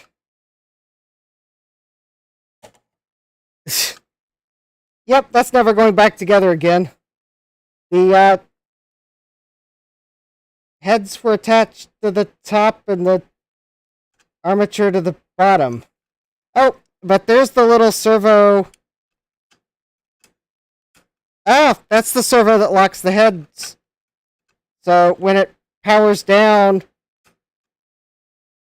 I think that the heads probably are naturally inclined to go back, and then it locks the heads for travel. So that's the clunking noise. Jesse says, BlueSCSI and Hawks? I don't know that this is a Hawk drive, but...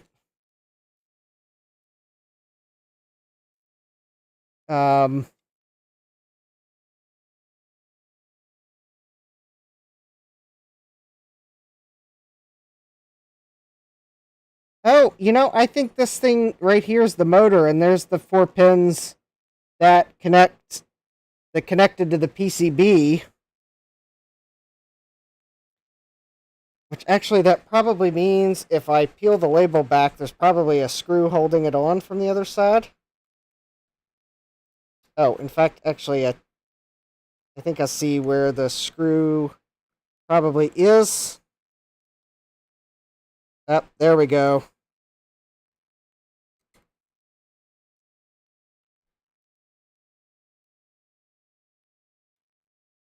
Yeah, digital didn't make these so that you could put them back together after you take them apart to see why they failed. Oh. Oh, Jesse says it would have a logo of a hawk on it if it were. Alright, so. Why did this drive fail? Okay, that's probably the scratch that I made removing the platters, because that's perpendicular to the track surface. I've definitely made a number of prints on it now. Unfortunately, I don't think there's a way for me to get the platters apart. Oh, there's the motor.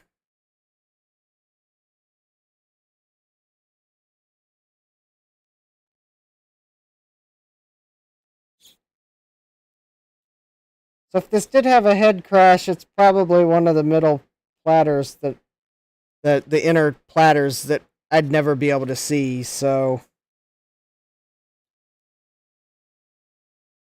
Although, interestingly enough, that is. I don't know.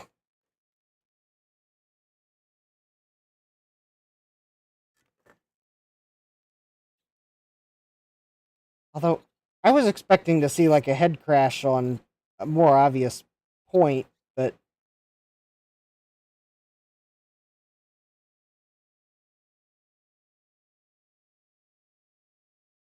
Alright, well, I guess this drive's failure mode will just have to stay a mystery because.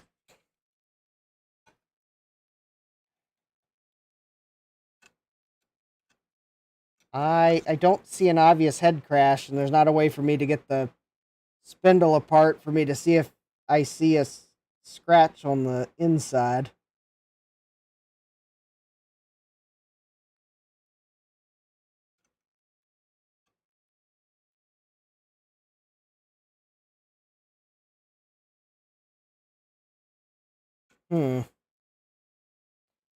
Oh well. Well, that's a digital hard drive. Very interesting construction.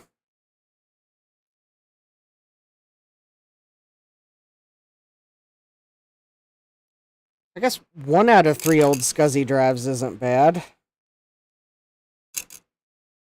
From the bunch that I had upstairs. Alright. Maybe that's enough initiator mode. Unless I've got any other random SCSI drives kicking around. Oh, let's see, that's the 40 megabyte that was in the LC that I now have an image of. And I guess I got an 80 megabyte now.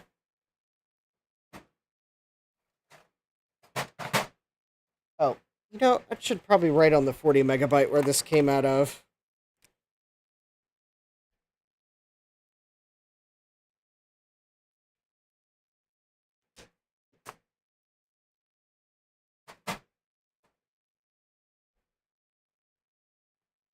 Oh, Hawk is a Seagate product. You know, I was kind of thinking that Hawk was a Seagate product.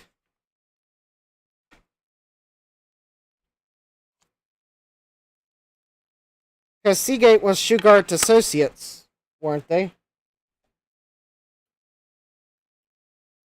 Or have some association affiliation, even if they made products that competed with.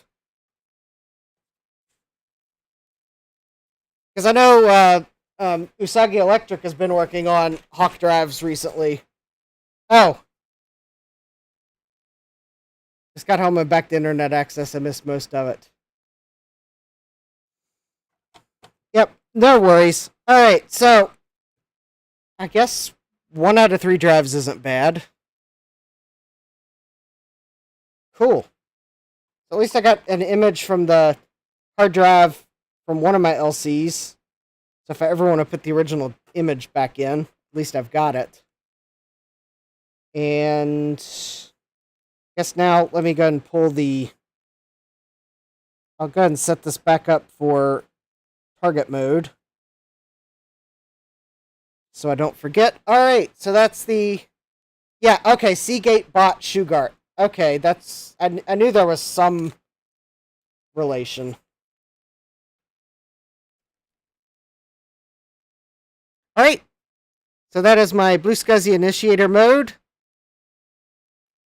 And thanks to the adapter bracket doodle I have from jcm-1.com, it will go in the SE that I wasn't going to work on tonight. But at least I've got the BlueSCSI built for it.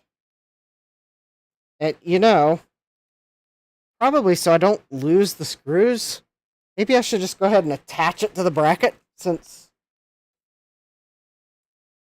I know this is going to go into that SE. Let me just go ahead and put the bracket on it.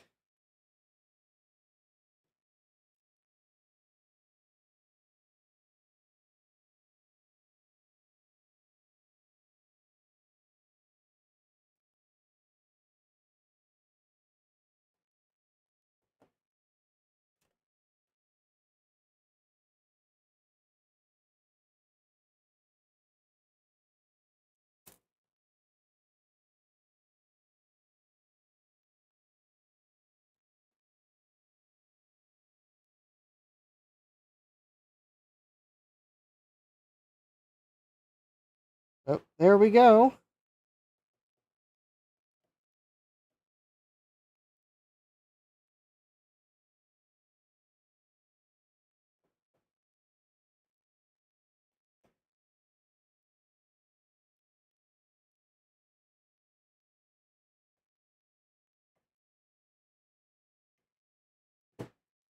There we go. So now I will be able to swap the hard drive out of my SE for a BlueSCSI.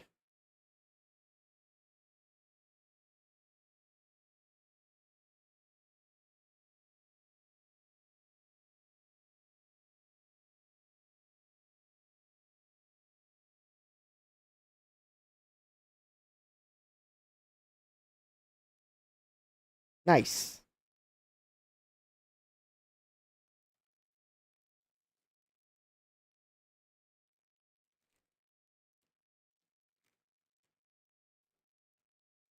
All right, let's free up a little bench space here, and we'll take a look at another SCSI thing I picked up recently.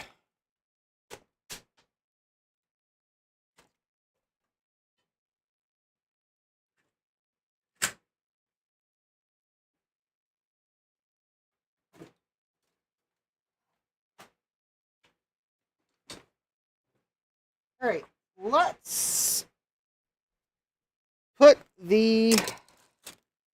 I'm going to put this adapter together next, because I've been trying to test a SCSI card, and I would quite honestly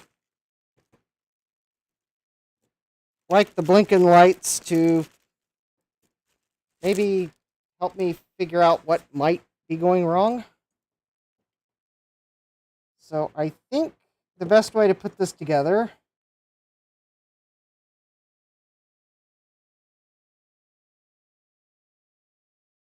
is to probably first go to the wiki,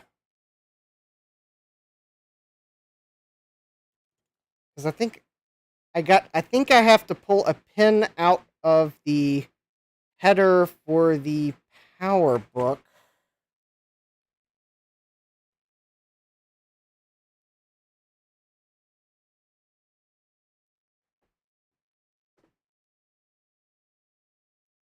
Because the silkscreen says missing pin here.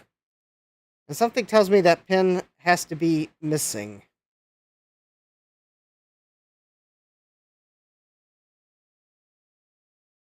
Let me go look at Androda's assembly instructions here.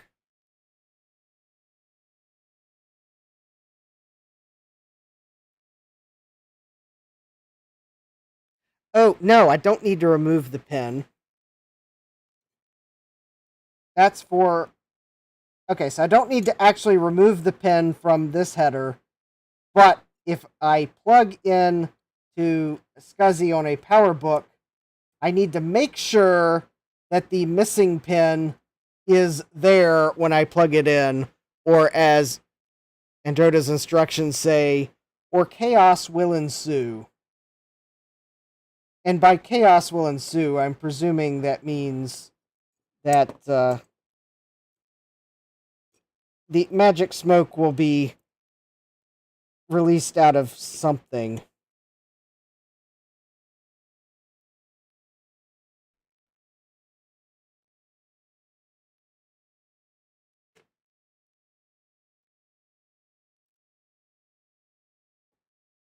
Because, yeah, sometimes you can plug some things in backwards and get away with it, like floppy drives and IDE drives. They generally somehow survive being put in backwards. I believe the PowerBook hard drive is probably powered off of this connector. Therefore, I would presume that if you plug it in backwards, you will have 12 volts going to somewhere where 12 volts should not be going, as opposed to with IDE, you might send 5 volts somewhere, but everything's probably designed for 5 volts, so generally it won't work, but you won't destroy anything. Yeah, I suspect if you plug this in backwards, you will have 12 volts go somewhere that is 5 volts only, and yes, in that case, chaos would ensue. And your PowerBook would not be powerful anymore.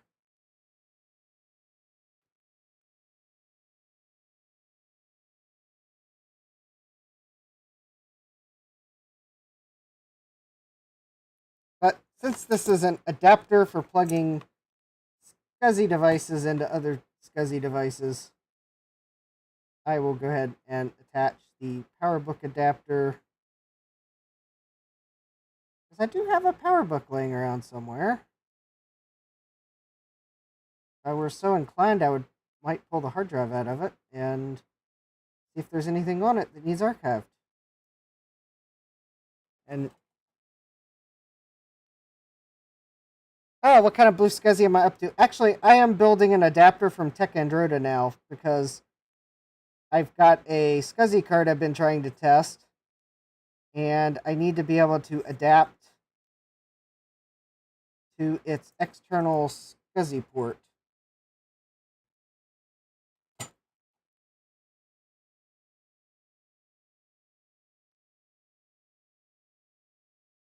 Because so far I've only been able to try SCSI on the internal port. And before I completely write it off, I would like to use the external port.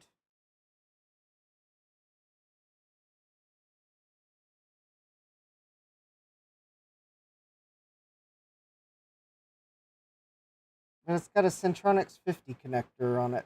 However, I did find a cable. So I won't have to use the Centronics 50 connector on this board. But I still need to use it because I need to plug a DB20. I've got a DB50 or a Centronics 50 to DB25 cable, but it's not a DB25 cable I can plug into a external BlueSCSI. So instead, I need to use this adapter to plug the 25 pin end into, and then I'll use a desktop BlueSCSI.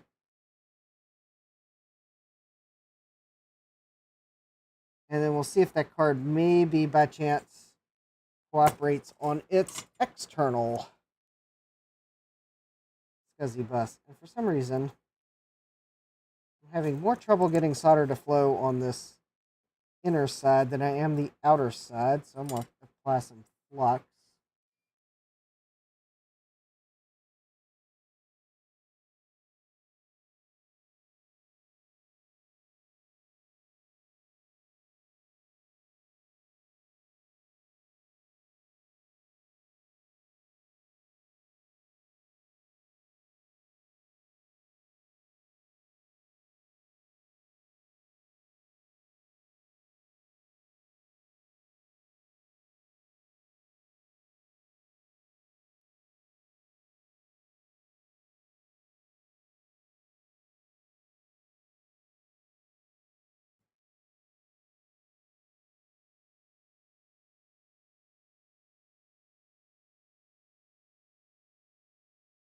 Okay.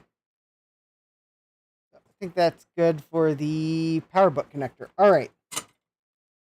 So I'm doing the shortest to tallest. I'm also going to all right. So the next one is, I think the next tallest is the 50.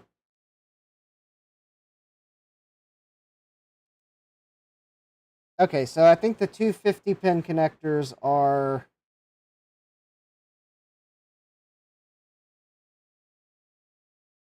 roughly the same height.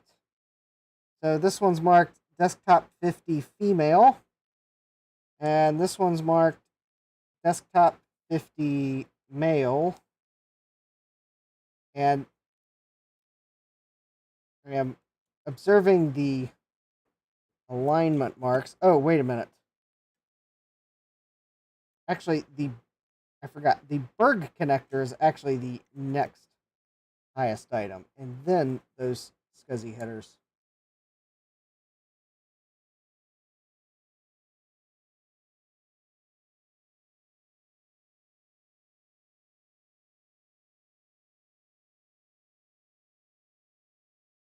Wait a minute. That's not, why isn't that one fitting?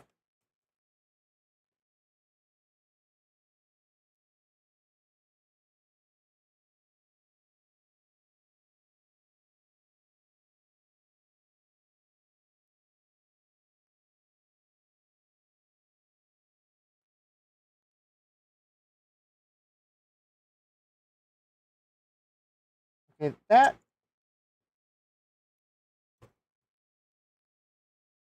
I clearly see that there's a Berg connector in the picture on the website, but I have Berg connectors sitting on my bench to begin with.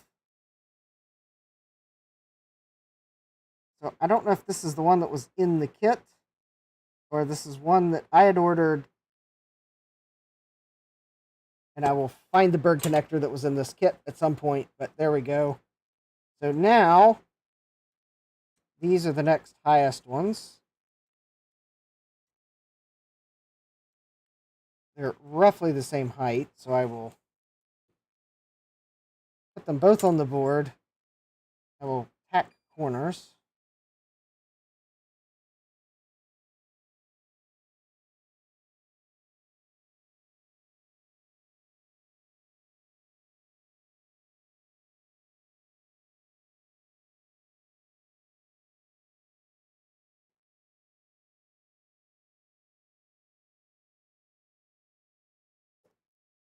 I'll make sure they look like they are nice and flush on the board.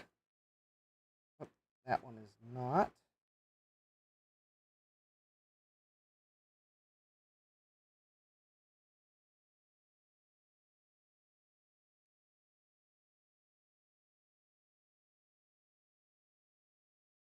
Oh, it is.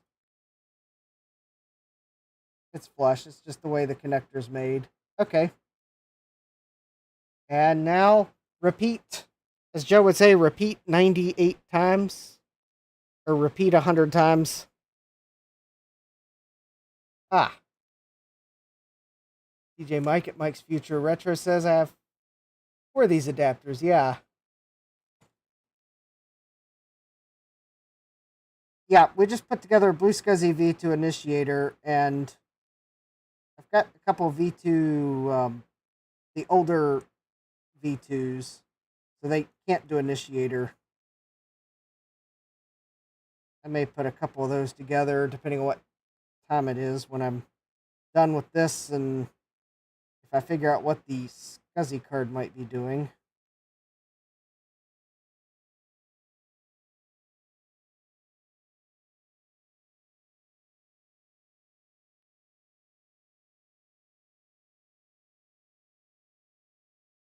Because I can tell the SCSI card its ROM runs, and it does a memory check of the cache that's on its board. But when it scans for devices on the SCSI bus, it never lists anything. Now, I would think that the ROM would do some sort of a test of the SCSI controller, or would at least, if the SCSI controller chip on the board isn't responding, it would at least throw some error and not just act like there's nothing on the SCSI bus.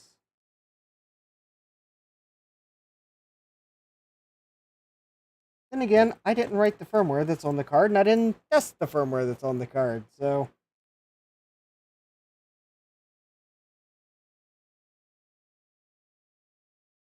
It'd be nice to see with this adapter, because it's got some blinking lights on it, if the SCSI bus is actually doing anything.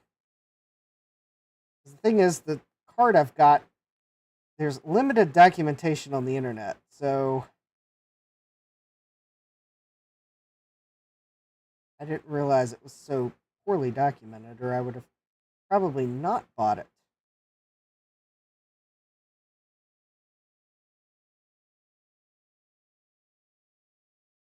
Also, if RetroTech Chris happens to be lurking, I think I found some benchmarks someone else did of my caching SCSI controller, and if I can get it working, Chris might find it no surprise that non-caching SCSI controllers can beat it in performance. I think he might have seen the same thing with some caching IDE controllers that he's tested.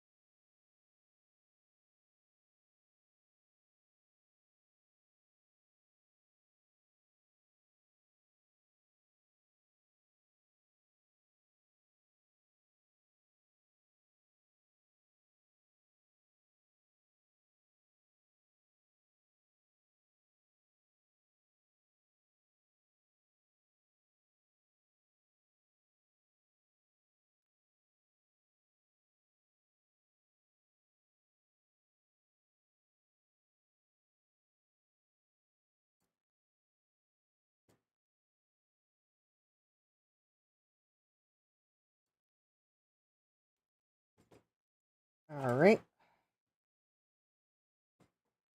25 more pins to go on this header. And then we'll get I think the DB25 is the next tallest one.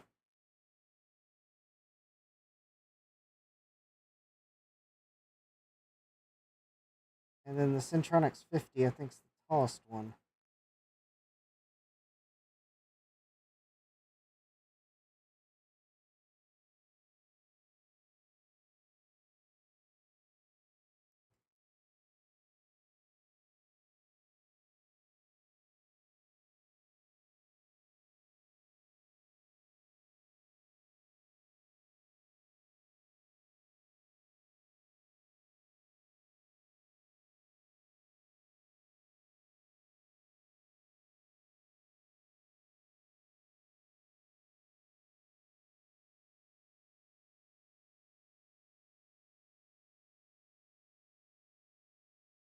There we go. So we've got 3 connectors in.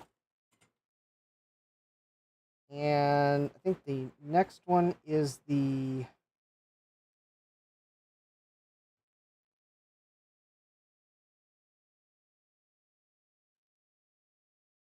DB25.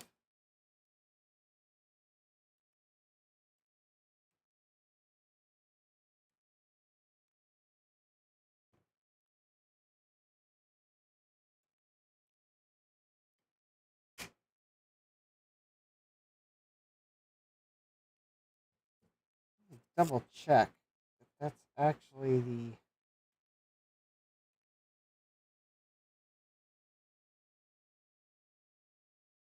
Oh, actually, I think those are about the same height.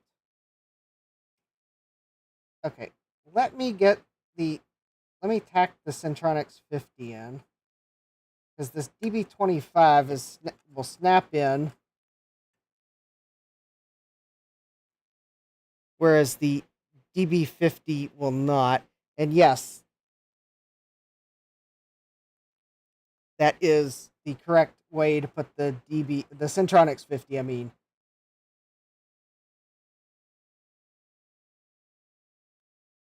I believe this board was designed such that the SCSI signals pretty much go straight between each connector, which does mean that some of the connectors look like they're in backwards.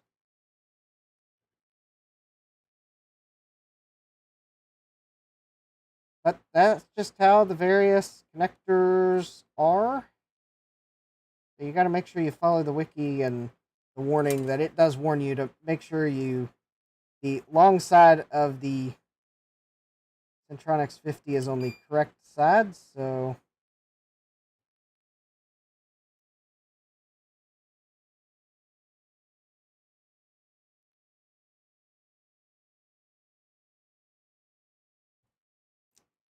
There we go.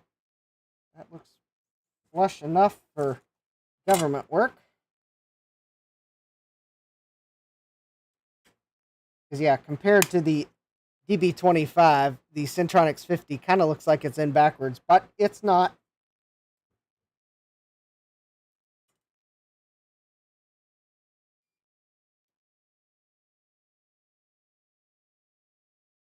And for this adapter, I say wiki, but this is a Tech Androda product, so you have to use the Tech Androda website and build instructions. So this particular adapter is not available from any of the other BlueSCSI sellers, because this isn't a like BlueSCSI adapter. This is a SCSI adapter.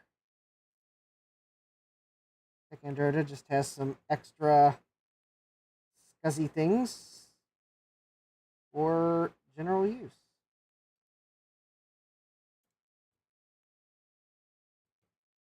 I'm just kind of soldering these standoffs in just to make sure this DB25 connector is solid,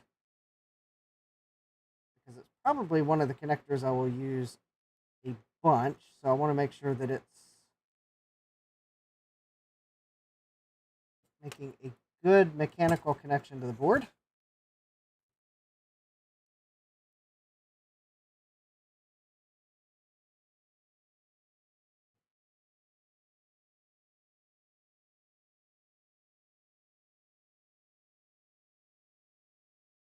I'm hoping the Centronics 50 connector is going to be one I will use the least, because I think, as Gutbaum was warning me, the Centronics 50 connector can be death grippy.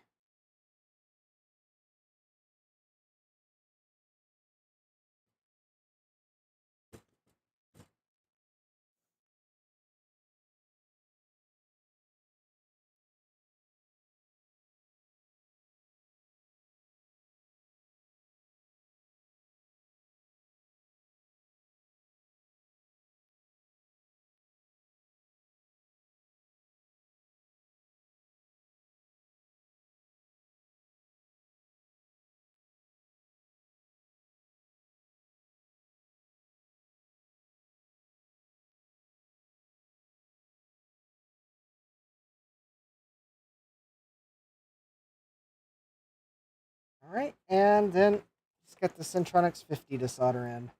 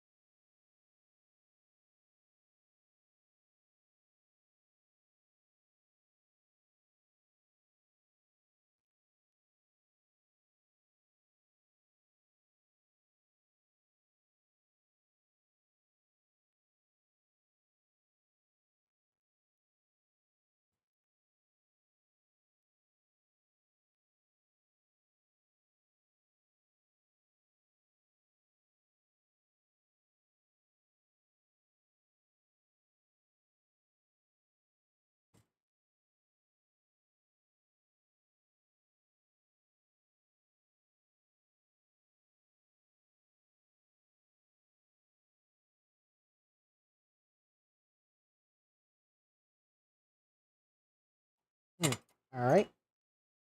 Connector's not flowing very well on this side. We'll add flux and retry. Oh, the regular old internal 50 pin. Oh, okay.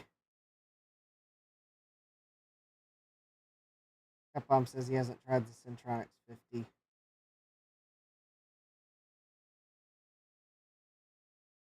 Well, the Centronics 50 pin smells different soldering it, so A, that's kind of weird. B, probably means it came from a slightly different supplier. I'm wondering if it came from like PE connectors or something like that. It just uses a different plastic than most other connectors.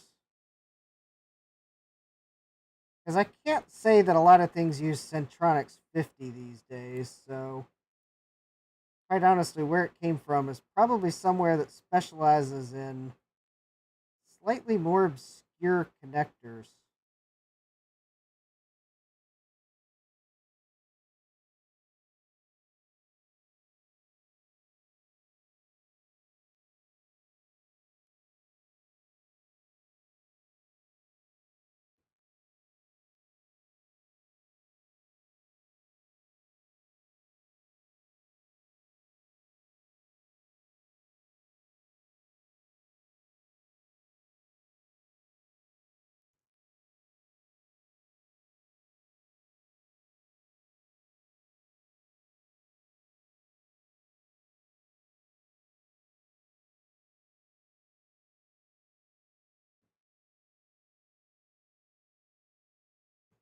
All right.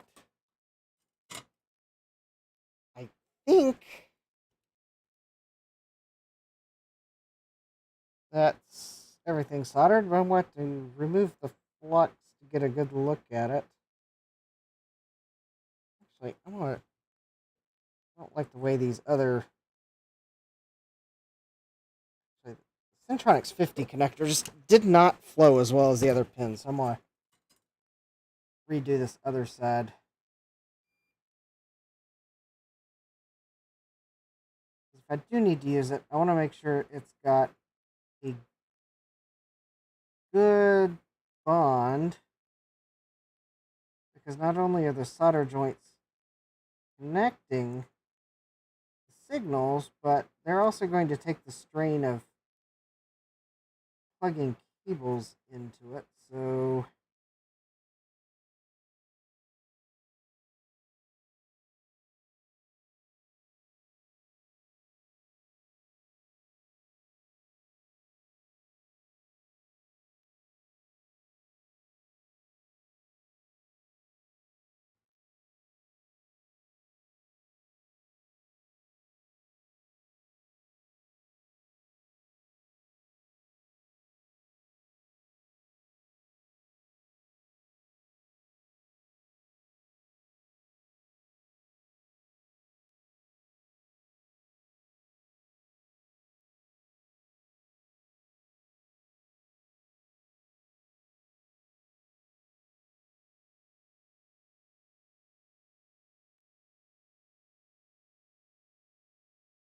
all right. Now maybe that will look good.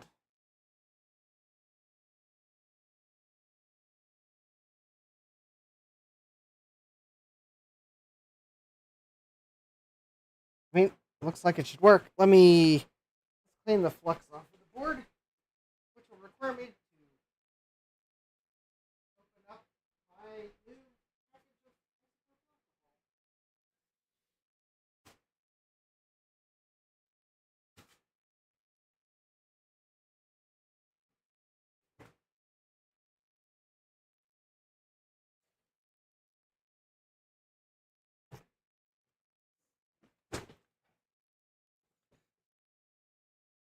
So luckily, my subscribe and save order arrived on time.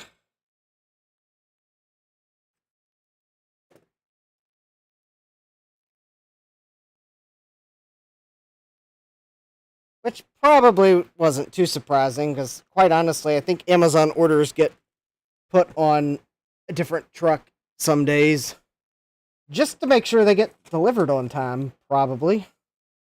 Because I would suspect that Amazon has a service level agreement with the post office. And it could also just be the simple fact that they get so many packages from Amazon that they just really need to deliver them on time, because otherwise they would quickly run out of room at their distribution center. So they have an incentive to deliver them on time, because otherwise they will have a warehouse full of Amazon packages.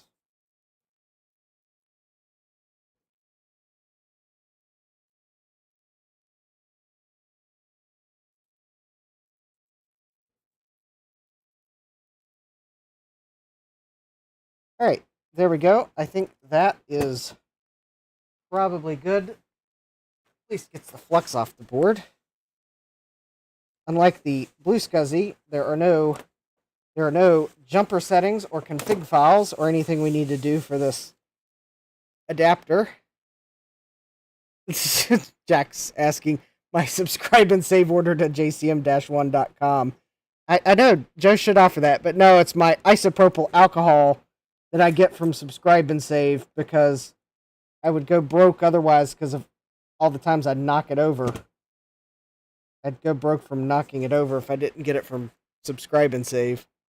All right, so I am going to attempt to adapt this standard BlueSCSI. This is not the Initiator Mode I just built. Oh, yikes. Okay, Gutbaum was not kidding when he said death grip on these connectors. Wow, that's impressive.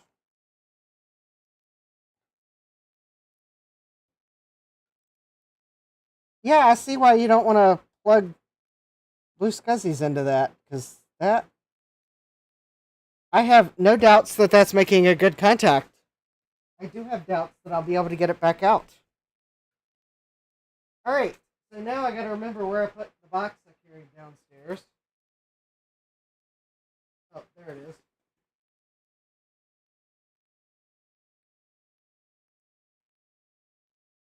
In this box, among other things, I have a 50-pin to 25-pin cable,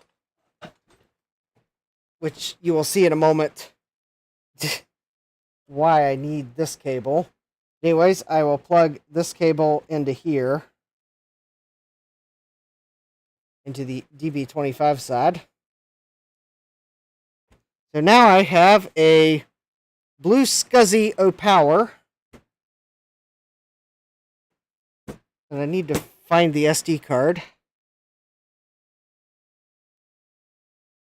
because I need to actually put a image on it.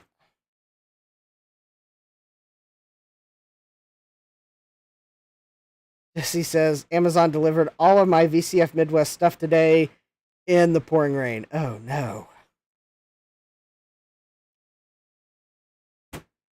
So, why do I need the 50-pin Centronics? Well, that is because I did something completely silly, and I bought a SCSI card that has a DB50 connector on it. But at least now I can actually plug... Luckily I had this cable. I'd forgotten that I had it. And... Oh, well, that's...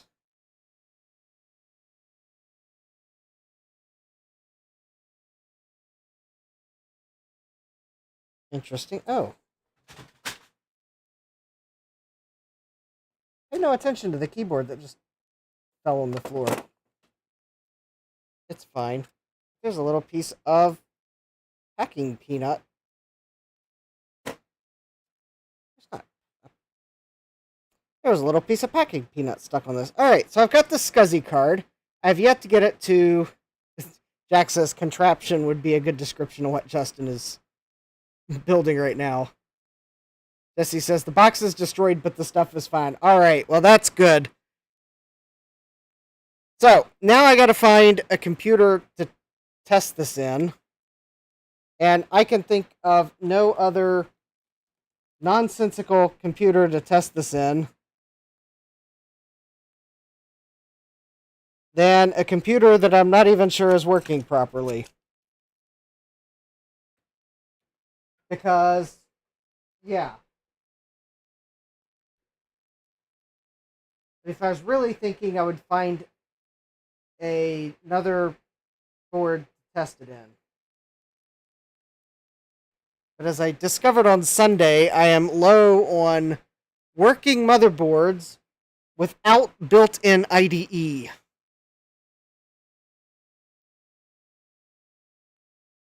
And by low on, I mean I don't think I've got any that work. So I'm going to use the KLH Champion, which is the board I kind of bought this SCSI card for, but I think I've discovered it's probably too big to do what I want to do with it. But, well,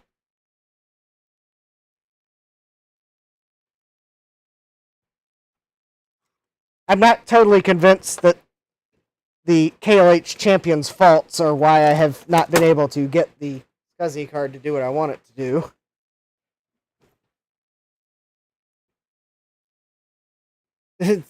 Gupom says, yeah, the Vic user port is just SCSI, right? Not sure about that. Jack says, that's what I heard on the internet. Jack says, test it with the VIC 20. I'd like to see that.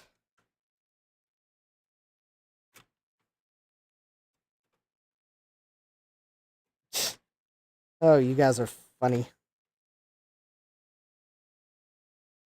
Or was it as who says it? You guys are funny.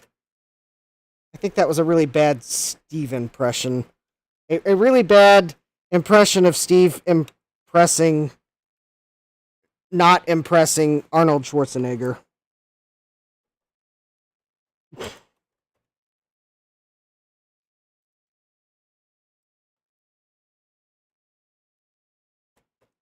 Capom says, if you want to talk about SCSI, take a look at BBB's stream tonight. Okay, I will. Okay, first I'm just going to see if this even does anything. Alright, so I am going to need to give this... No, I shouldn't need to give this power, because I think this card should be supplying termination power. So let's see if the BlueSCSI powers up with termination power. If this works, I'll put an image on it. Alright, 3, 2, 1. Okay. Oh, it would probably help to plug a video cable in so that I can see if the board's doing anything. Oh, the board did something, so it beeped. Probably waiting for me to press F1 to continue, F2 for setup. Yes, it is. Whoops.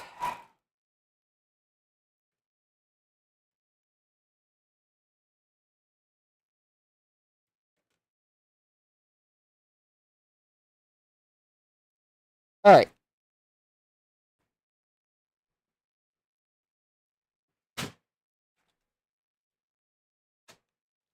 Let me grab the PS2 keyboard here. Let me see if it even sees an image. Oh, wait. I probably do need to copy an image to this card, because whatever's on this card is probably not in something a PC would like.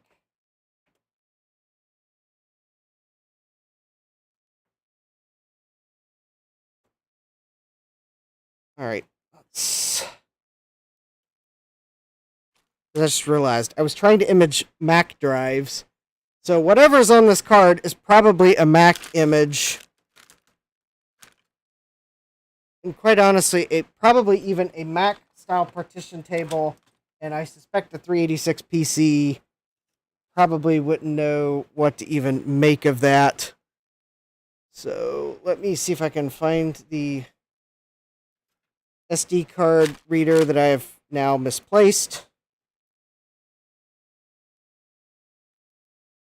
Oh, I have now misplaced 2 SD card readers during the stream.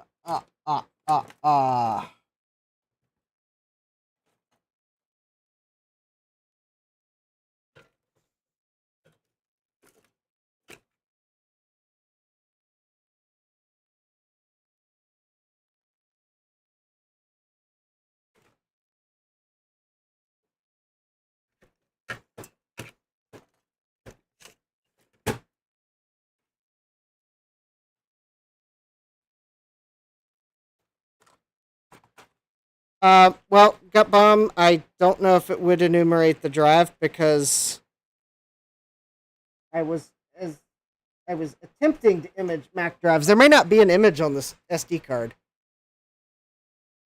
Oh, actually, no. It would not work because the SD card is currently set to initiator equals 1.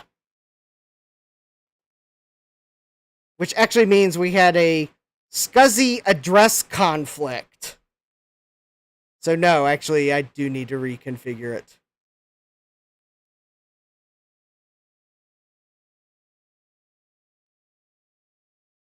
Alright. So let me delete the BlueSCSI.ini and the log file. There was no image file on it, so actually there was no drive to enumerate. In fact, actually, because of everything I've done, I'm going to run the SD card formatter here real quick. With a quick format. To make sure it's not like fragmented or anything. That might have been totally unnecessary, but I'll feel better for doing it. All right. So let me copy a known good partition type. Jack says, wow, this mess needs a floppy drive too. Fun. Yeah, I could probably unplug the floppy drives because they're not doing much, but yeah. In fact, actually, there's 2 floppy drives that actually are not plugged in.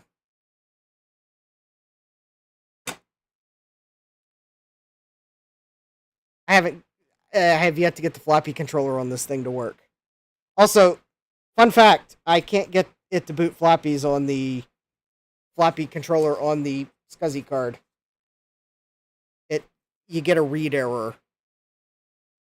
It's like the BIOS. Despite the fact that the SCSI card has the same floppy controller chip on it as the motherboard, which is why I bought the SCSI card. I didn't buy it because it had a Centronics 50 connector. I bought it because it had the same floppy controller as this motherboard. So I disabled, or at least I think I disabled it. The jumper settings for disabling are not documented. But it does see the floppy drives with the onboard floppy controller, I believe, disconnected, and plug the floppy drives into here with it enabled. But you get it returns a read error. This isn't the only floppy controller I've tried, and I've got a read error with the other one too. So it's like this board might be hard-coded to use its floppy controller, or the jumper that looks like a disable may not be a disable, or they may have broken the disable functionality and just decided to not document it, or even like warn you that it was broken.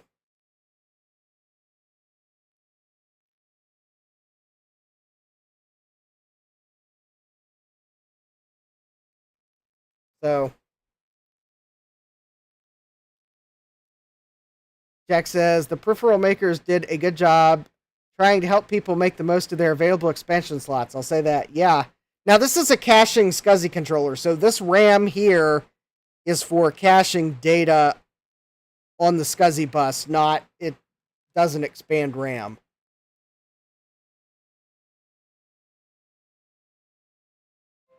Also, I think from some benchmarks I've run across, it was actually slower than other SCSI cards, so go figure. Okay. Let's see what it does. Oh, did I not? Oh, I dislodged the power cable. That would do it.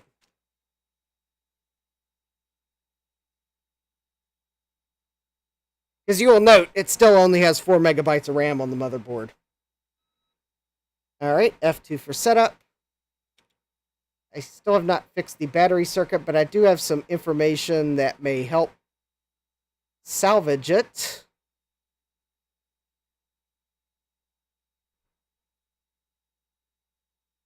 So I might as well set that to not installed. Set that to not installed. I think that's good. F10 to exit.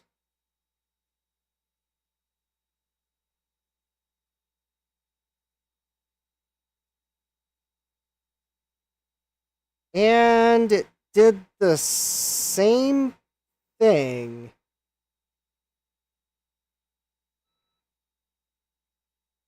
Interesting. I didn't... Oh, alright. So I'm going to go... So instead of sharing screen, I'm going to go to table cam. And let's see what the lights on the Blinkenlights do.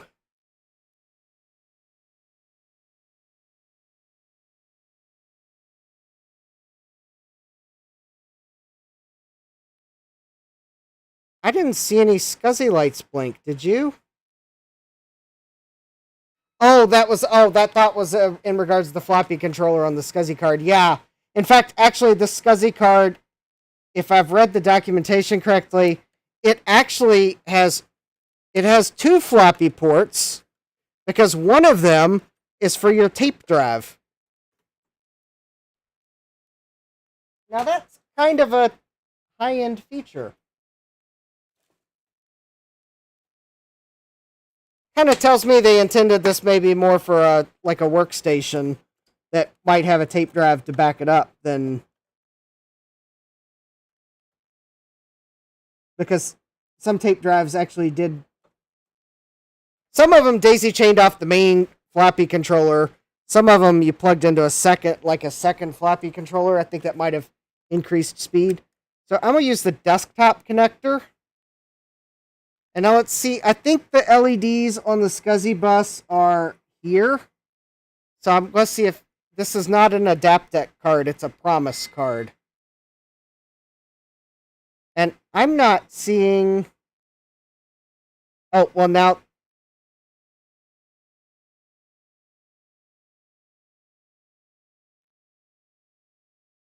Well, now that's... Well, it didn't pick up any drives, though, but...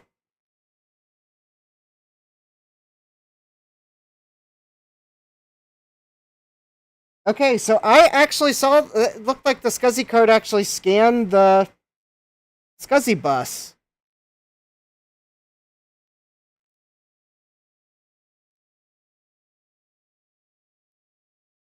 I didn't see it do that on the external connector.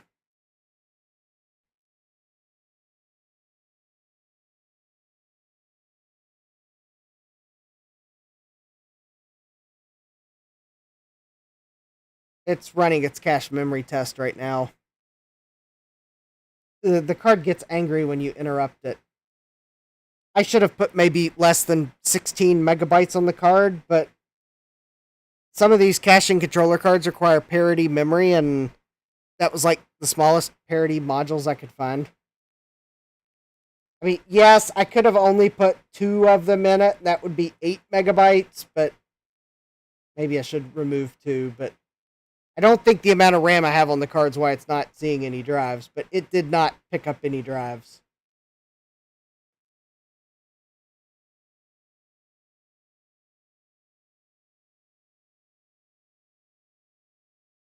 Alright, so I'm going to hit Control-Delete.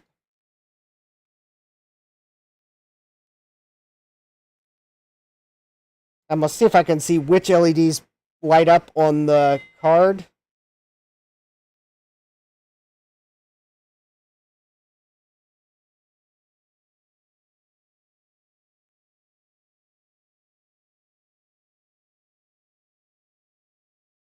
I think it may only scan SCSI devices on a cold boot.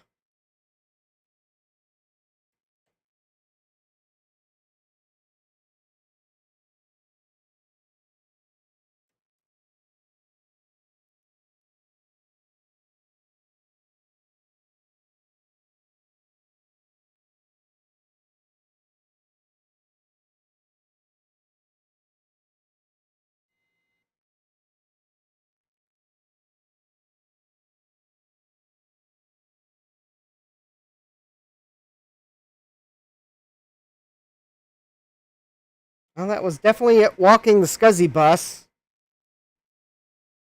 Because the LEDs that lit up were drive select 0, or I saw DB 0, 1, 2, 3, 4, 5, 6, and 7 light up. Or, well, 6. So it walked the SCSI bus.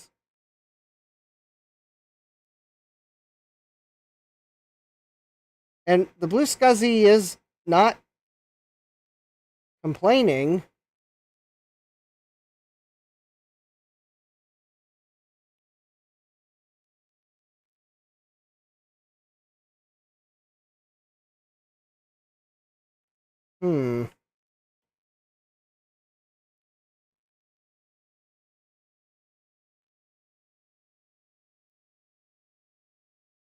I'm actually not convinced the SCSI card works now.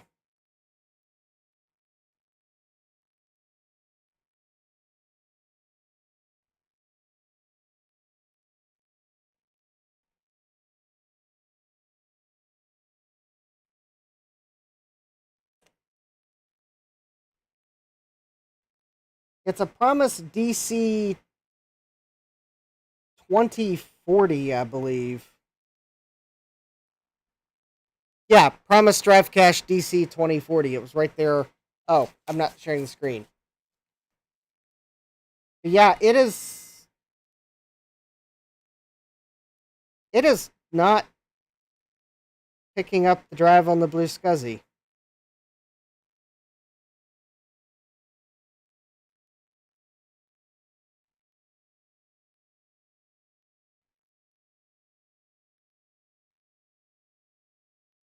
Okay, now there was one other thing that someone did suggest I try with this card, and that was to set it for IRQ12. So let me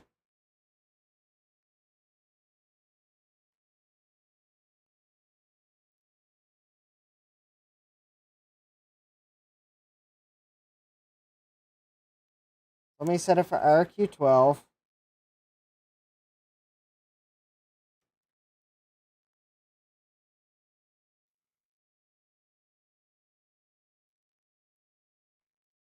All right. Jack says maybe grab a real SCSI hard drive to see if it detects that. Okay, well, on this SCSI card, that hasn't worked. I can grab one and I can show you all, but that hasn't worked yet. That bomb says it's always termination. My BlueSCSI termination is on. My SCSI card, there's the terminating resistor packs. It did not detect the drive.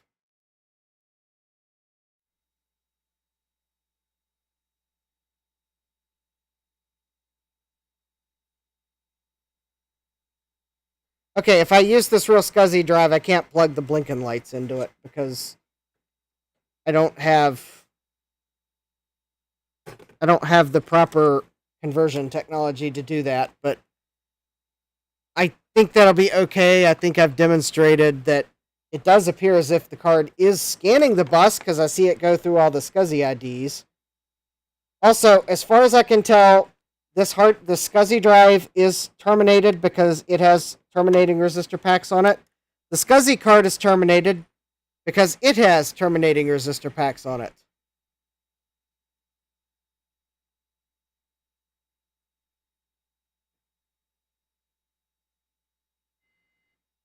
Now, if it picks this hard drive up, I'm going to be perplexed. Or it's going to be something to do with the jumper that's currently present on it. That I'll have to figure out what the jumper is. And once again,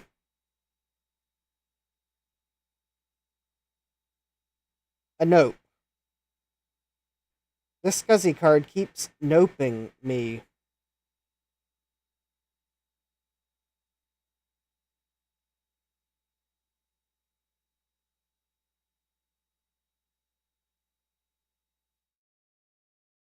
Okay. I'm going to try another SCSI card, but I don't know that it's going to do much better in this computer. But I did have this SCSI card working in this computer. Just not with this SCSI drive. And not with an internal BlueSCSI. But, well, let's give it a try.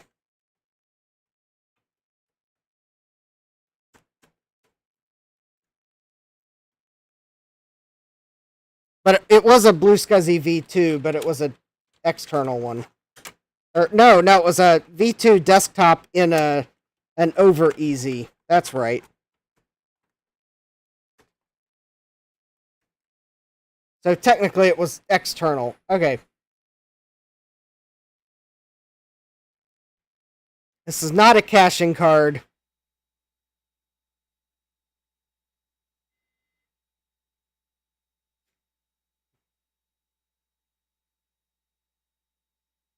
But it does have a boot ROM.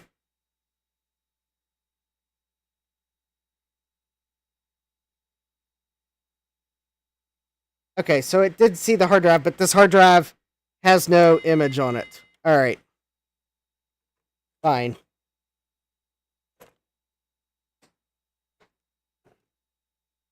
So I guess this one might cooperate, but we're going to run into a problem here. So I'm going to plug my contraption back in so I have the benefit of blinking lights.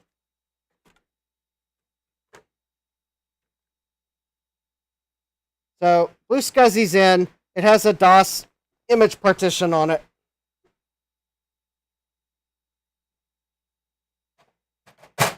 That the hard drive image that's in it is from the BlueSCSI wiki. It's got DOS pre-installed with SCSI drivers.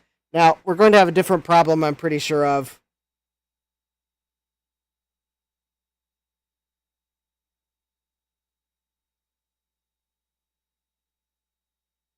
And I think we might already be seeing the problem. I mean, I am seeing blinks on the SCSI bus. Oh, there we go. Oh, don't tell me this is going to just work now that I've got a diagnostic board in between it. This likes to give an error in line 6 at config.sys and then, like, completely bring the system down. Assuming it didn't already crash.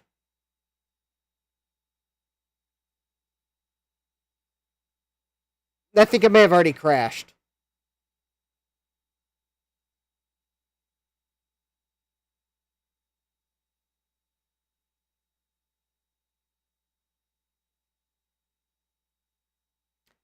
Yeah, I think DOS crashed.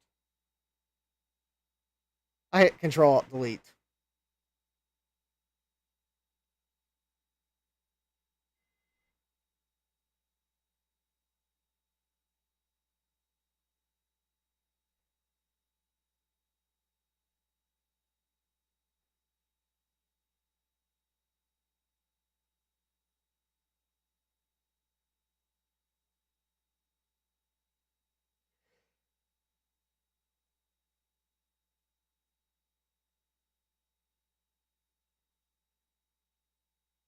Okay.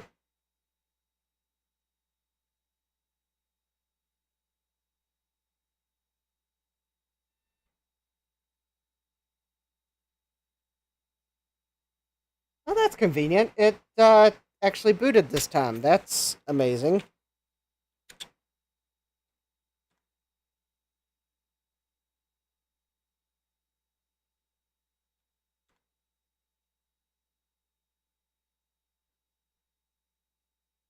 We're loading Windows from a SCSI drive.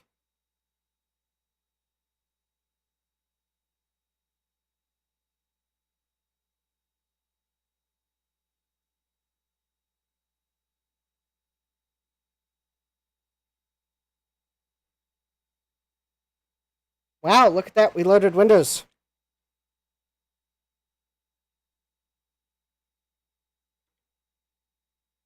Now, interestingly enough, with this system, if I reboot it enough times, it's actually going to corrupt the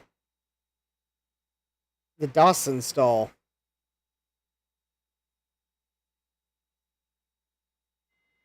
Also, the other problem is I can't install any software on this computer because the floppy interface is broken.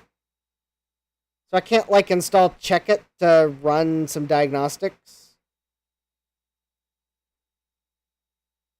Unless I find a tool that can crack open the image file and let me copy Checkit from another install. Because luckily, the Checkit I want to install doesn't need to be installed. Well, okay. Now look at that. We didn't even load himem.sys this time. That was the problem I was having last time I tried this. I don't know if you all remember. I got it to boot last week. I think it was on a stream. And it started eventually giving me that it couldn't read config.sys line 6, which is himem.sys, and then even though I could read config.sys with the edit command, this could just be problems that there's trace damage still on this board somewhere that I gotta fix. So the caching SCSI card, I'm actually kind of suspecting there's something wrong with it, but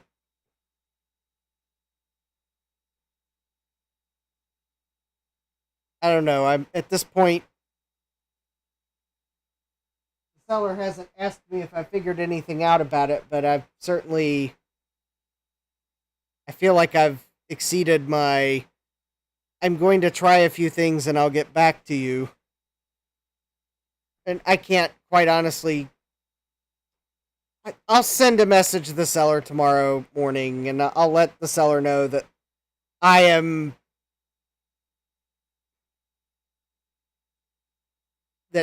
I'll let him know that I have so few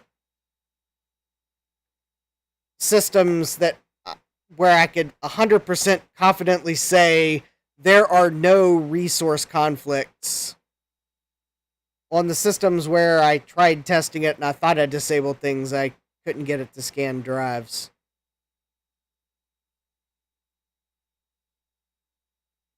Jack's asking, do you think it has already become corrupted now that himem.sys won't load? Yes, I believe the image is probably corrupted now. Honestly, that's probably on this computer. I suspect whatever's causing himem.sys not to load is probably... It's either heat related, something's warming up, or it's actually corrupting the image. But yeah, I think the DOS image is now corrupted. I suspect if I had a utility to compare it with the one that I wrote to the card, I suspect I'm going to find that it is corrupted, but I don't have a binary compare utility, and I don't care to wade through the minutia of the details of the hard drive, because there are some things that may have changed legitimately. Although really not much should have changed, because I don't think DOS should have written anything. But I did start Windows, so that might have written something. And that would mean that I couldn't do a simple binary compare. Alright, well... Anyways, so... The caching SCSI controller card, I guess I'll let the seller know that I have tried my best. I can't conclude... I cannot conclude one way or the other if it's the card or the two systems I've tried testing it on. I'll let the seller know. I hate to return a card thinking it's defective and it's my two systems. So, but I'm like,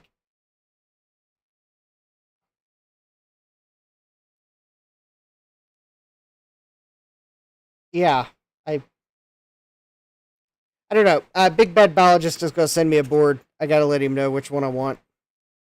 I don't think either of them has onboard floppy or hard drive controllers, so I don't know. Maybe I might have more success with them. I mean, and quite honestly, I guess if I kept the caching controller card, if there is a fault with it, it's probably the SCSI controller chip, and I guess I could always maybe replace it with another one.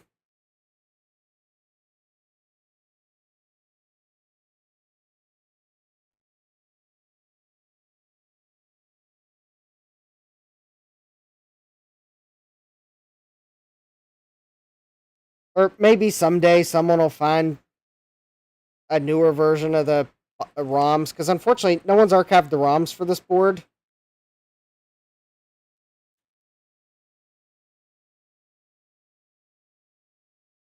And the only reason I haven't done it yet is because I would have to remove the label to see what size ROMs those are, and I didn't want to do that if I thought I'd be returning the card, but I don't know. Maybe I might as well just...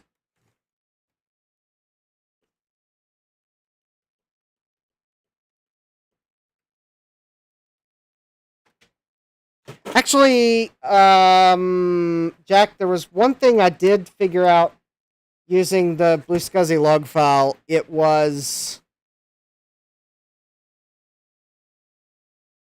Oh, that's right. Actually, I did, with this card, I did turn on logging once, and actually, it looked like the BlueSCSI was waiting for the card to do something, and it timed out. The BlueSCSI timed out waiting on it.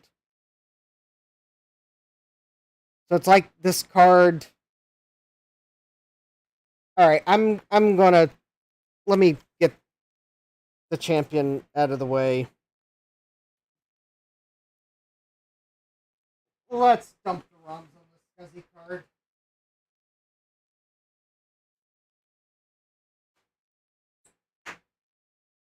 Quite honestly, if the problem was that one of the ROMs is, like, corrupted, and maybe that's why it's, like, not detecting drives. Although it sure seems odd that it would be able to run a cache check if the ROMs were bad, but the thing is, looking at the card, there are obviously there's 3 ROM chips.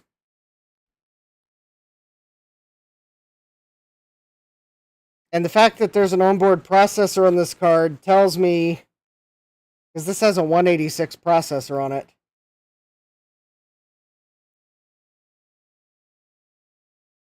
that one of these ROMs... So this one's marked odd and even. So this is probably the ROMs for the PC. And this is probably the ROM for the embedded controller.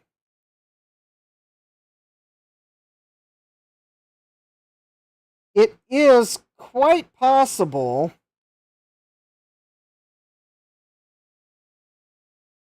that maybe this is the ROM that's at fault.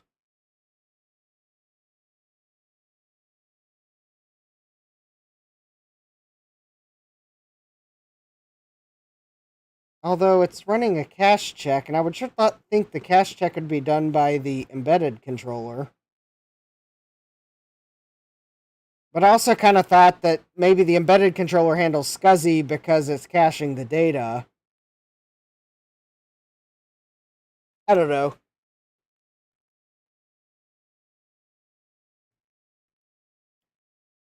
Let's see if there is any contextual clues underneath these chips that might help me figure out what size they are so that I don't have to remove the labels.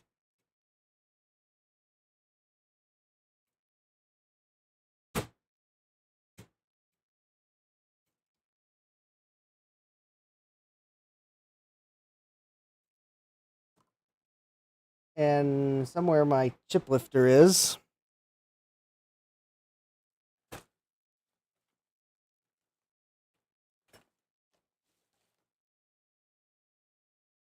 I'm pretty sure my chip lifter is not in the drawer where it belongs. No, does not look like I put it back in the drawer, which means I gotta look for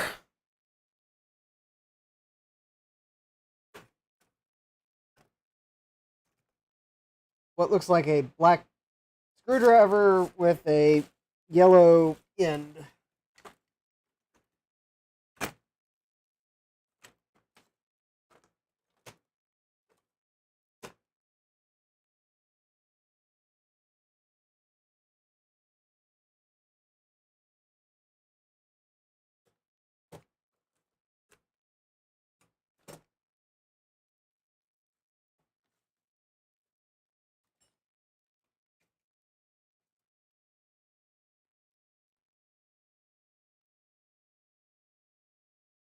Whatever. Oh, maybe I can.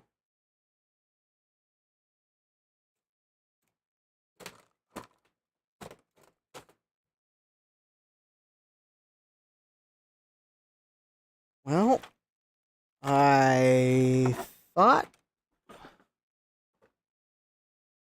Well, I bet I knock the chip lifter off my workbench.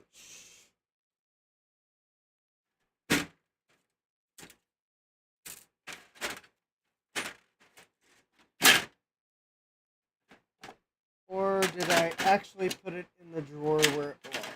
No, of course not. Did I put it in the drawer where it does not belong? Is there something in another toolkit that will take the place of the chip lifter that I can't find? Maybe. Well, I guess this will work in a pinch.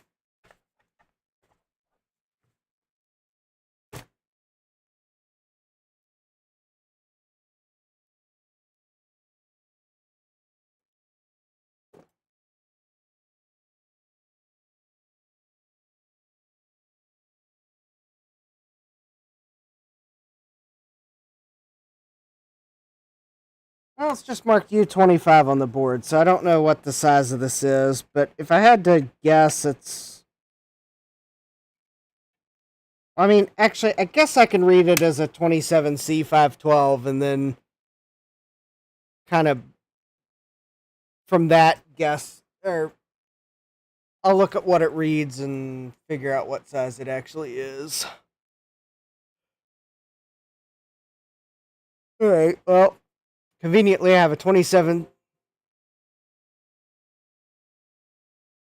Oh.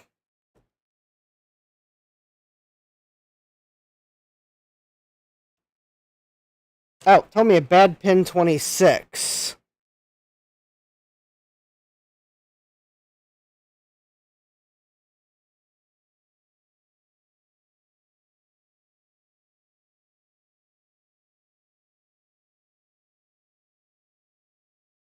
Well, that didn't read out at all. Let me try it as a 27C256 maybe? Bad pin 26. Is it a 27C128 maybe?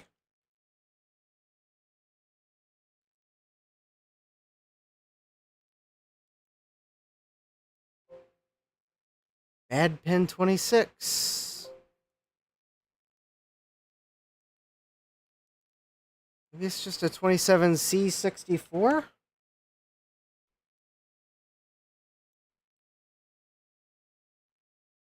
I know some of those don't have... Well, there we go. It must have... It's just a 27C64. That actually read something. Okay, so we got a version 1.10 DC 2040, copyright Promise Technology 1990.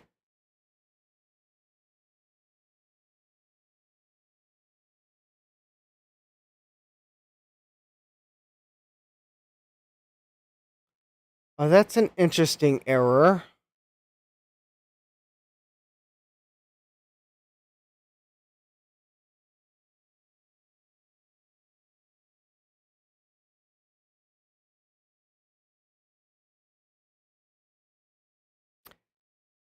There's an error in the ROM that's implying I need to set the drive type to type 1 in the BIOS.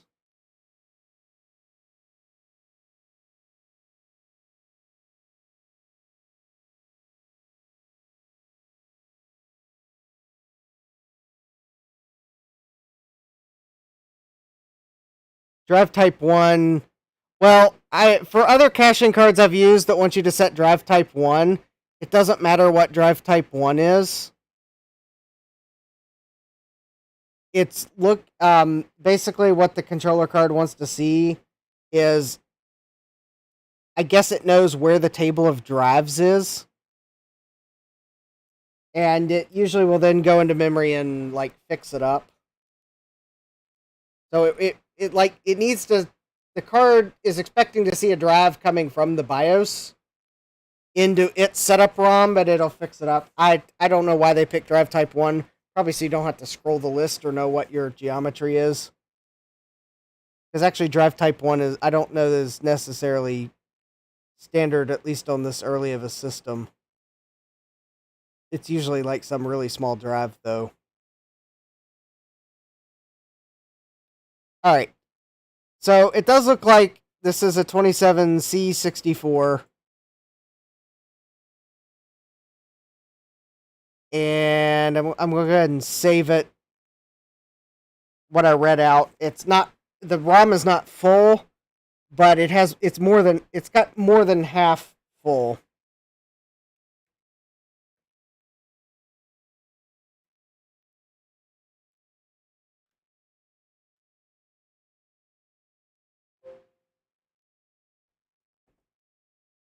Alright, so I probably did read out this this chip correctly.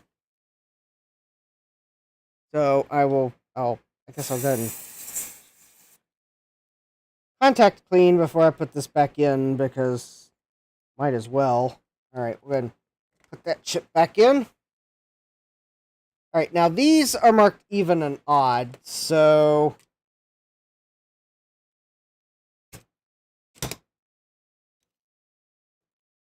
I'm also thinking these may be larger than...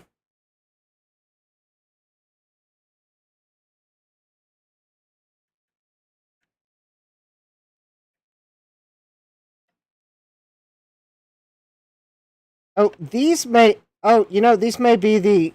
These two chips may be the actual code that runs on the 186 on this caching card. Because that's right. Yeah, I bet they just use an 8-bit ROM on this card to be cheap for the system, because they probably assume you'll turn on shadowing, which would negate the performance impacts of only having an 8-bit BIOS. But I suspect to simplify the circuitry for the 186, they probably put 16 bits of ROM on the card so that they didn't have to, because this controller doesn't have cache to shadow the BIOS in, probably. It's just a really simple setup. Alright. I'm not going to assume these are 27C64s. Well, actually, I will.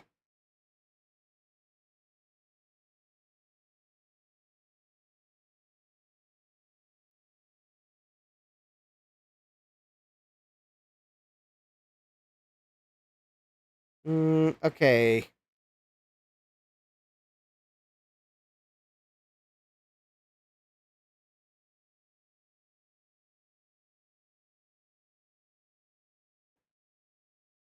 I'm going to change the chip type. Let me try reading it as a 128, because... Oh, I bet that is a 27C64. Oh, wait, no, I forgot to turn off check ID.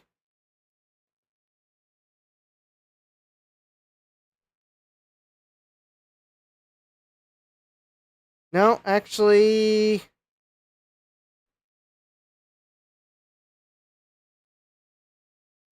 C... GHT... 1990 PROMISE. Actually, let me make sure that's actually 128. 56. Read it. Because I'm actually seeing a...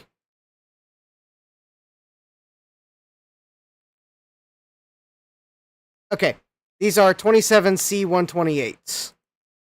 And the reason I know that is because when I read it as a 27C64, the whole thing was full and I didn't see a copyright notice in the ROM, which normally there's a copyright notice. Even if it's in a ROM, you'll never see it printed on the screen. There was no signs of a copyright notice. So then I read it as a 128 and I saw half of a copyright notice, which is not surprising because this is the even ROM. So I was only expecting to see half of a copyright notice. So no big deal there. But then when I read it as a 256, the first half was blank. So that told me that these are 27C128s. So now if I read this odd one here, then let me see here. Let me go ahead and clear the current buffer. We'll go ahead and read it. And yep, there's the other half of the copyright notice. So that confirms that. I'm pretty sure that means I have the right thing. So now what I'm actually going to do is contact clean.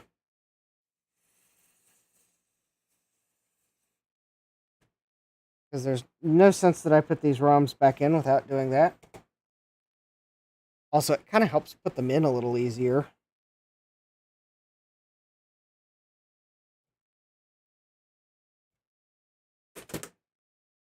Okay, now what I'm going to do is I'm going to actually feed those ROMs into the RetroWeb Discord bot. And the reason I'm going to do that is because the Discord bot has a join command.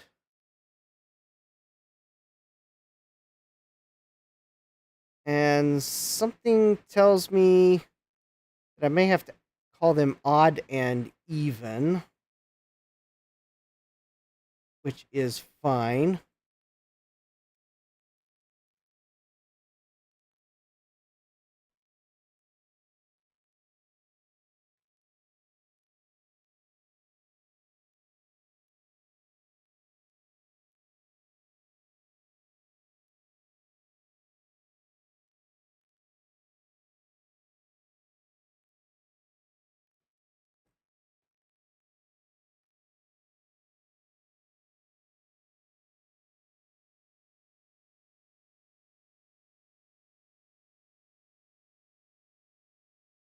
Well, that's weird.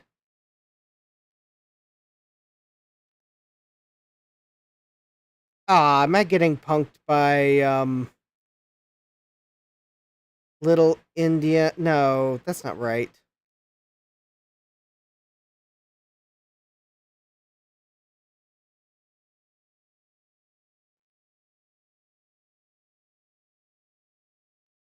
I just joined them, and the preview is gobbledygook. Did I call the odd file even and the even file odd?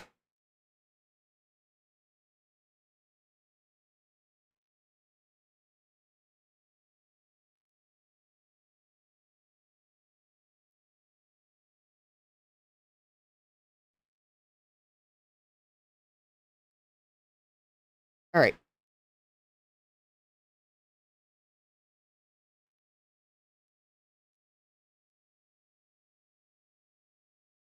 I'm now going to run the bot command to actually verify that that's a valid ROM.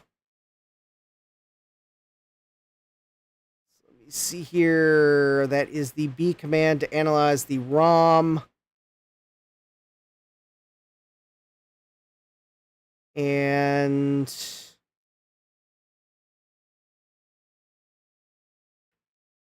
let me see what it says about it. Oh, it says, oops, the files were not recognized. All right. Let me feed the thing the ROMs in the other order because Indianness.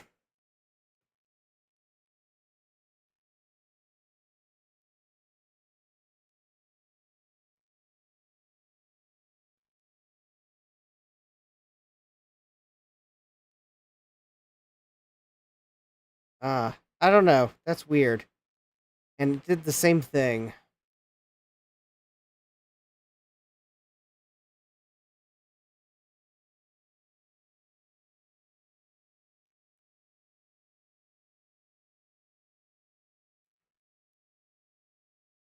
All right, let me check the other ROM I read.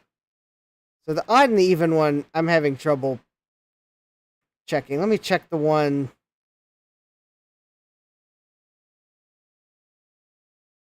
Okay, well, it seems to be saying it's a valid ROM, so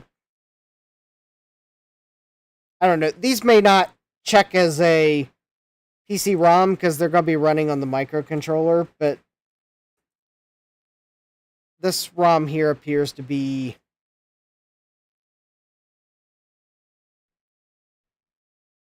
validating as a PC ROM. So, all right, at least I'll be able to submit these ROMs because no one has submitted ROMs for this card before, but of course, I don't know that this is a good firmware version, but well, won't know till I submit it. Maybe someone will try it. But yep, that's the caching SCSI card that I've yet to get to.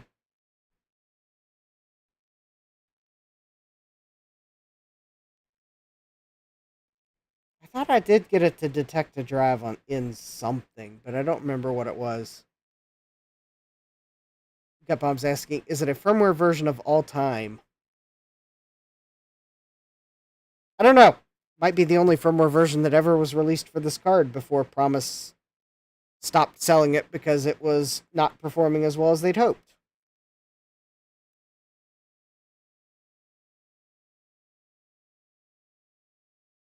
I mean, I'm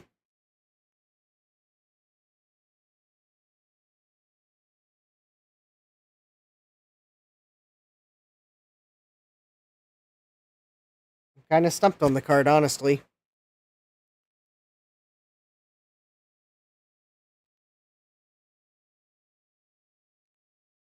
Is it not detecting drives because there's a resource conflict? Or is it not detecting drives because there's actually something wrong with the SCSI chip? I mean, using the Blinkenlights, it does look like that it did scan the SCSI bus, but I mean, the only documentation for this card is the jumper settings.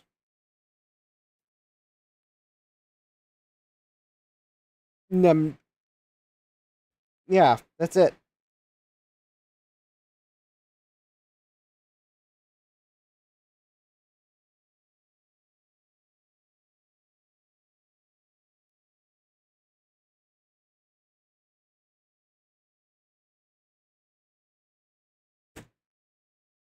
So, yeah, stumped with the card still.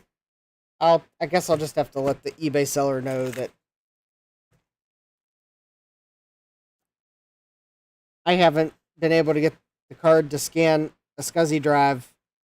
I don't have any systems at the moment that are working that have no onboard I/O, so I can't guarantee that it's not a resource conflict on my end. Because it very well could be a resource conflict on my end.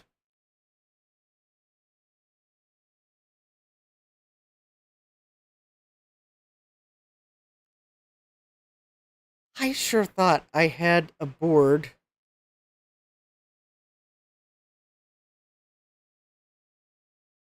That's right.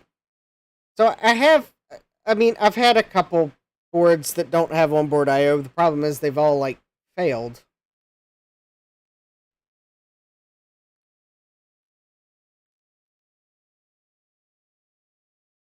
Except for one that's set aside for someone, which I don't really want to risk it. I mean, it probably would be low risk, but I have to go remember where I put it.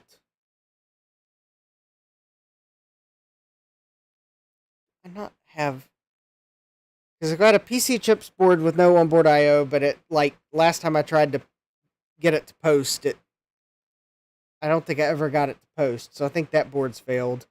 I had a shuttle hot mess board. It's actually a hot 491, but with all its quirks, it's a hot mess, not a hot 491. That board, I think, no longer posts.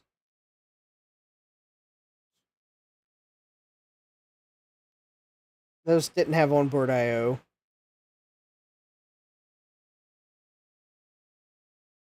And see, I got the one that's set aside for someone. And one, yeah. Yeah, that explains why I can't find them, is because the two that I had the boards like actually have failed to the point they won't post. So that is actually nice that the big bad biologist is going to send me a board, because I could actually use it. I don't have any like boards that don't have onboard I/O for testing things like this where I think I have a resource conflict. I know John also postulated the other benefit is they take 30-pin SIMs, and some of them you only need to put 2 SIMs in it, 2 30-pin SIMs, and you can use it to test memory that you're not sure if it's good or not, because you can test them 2 at a time. Kind of narrow down which one might be bad if you think one's bad. So, yeah, it'll also be handy to have a board that I can use that doesn't have onboard I/O, so that I can test things and I don't have to worry about resource conflicts, because there's no resources on the board to conflict.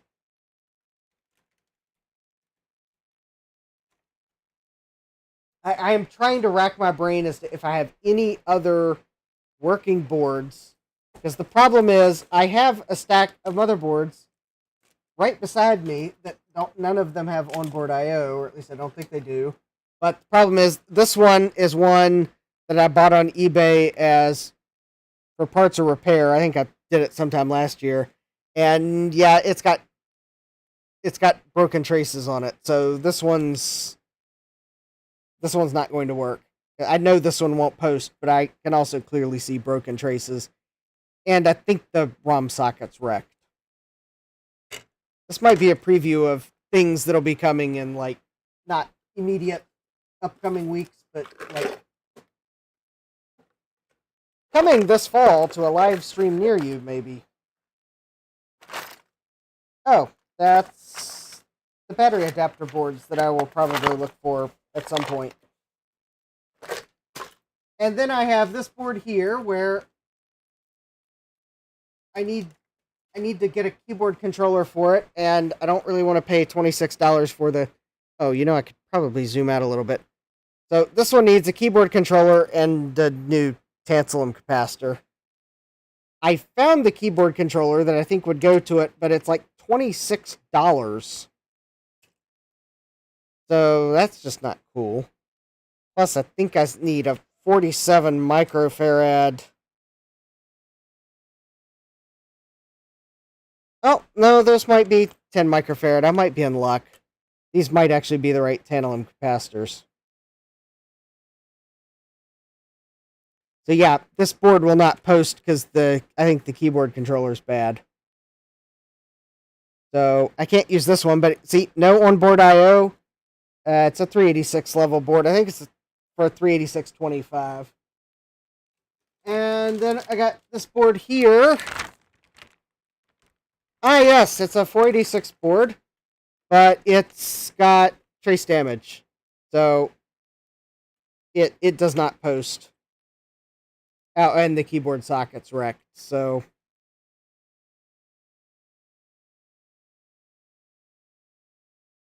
does this board work? I don't know. Because I bought it as for parts or repair. It will be a repair challenge. I bought this one as for parts or repair, so I don't know if I'll get it working, because I think the keyboard controller's busted. I was able to get it to post far enough to realize it's probably the keyboard controller. This is the same PC chips board as the one that I have that stopped posting, so this one may fail too. These aren't very good boards, and actually, now that I'm looking at it, I think there are actually quite a number of broken traces there around the battery. Not just... And the ROM socket's garbage.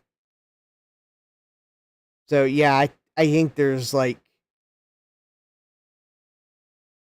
6 to 8 traces right there that are broken, and then there's 2 traces there. And then who knows what I'll find when I remove the ROM socket to replace it. I do know the ROM works, though. I think I was able to read it out. So I know the ROM works. But then there's...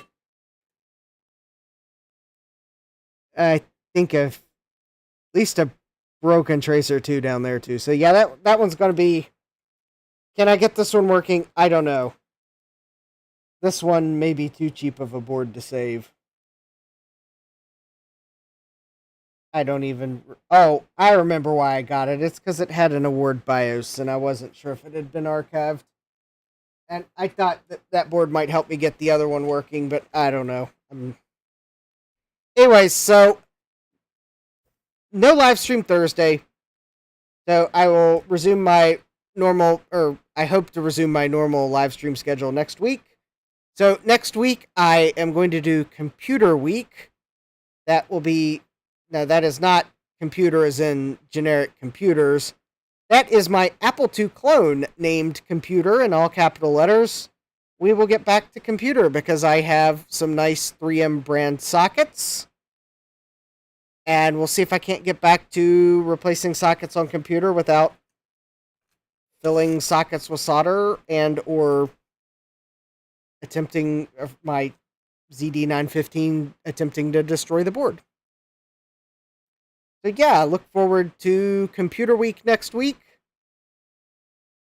And let's see here. I guess don't forget to smash that like button, subscribe and turn on notifications because you'll want to know when I go live next. And let's see here. Oh yeah. And no, yep, I think that's about everything. So anyway, yes, computer needs some love. We'll get back to computer next week. So I guess in summary, we got the Blinkenlights adapter built, and it looks like it's working.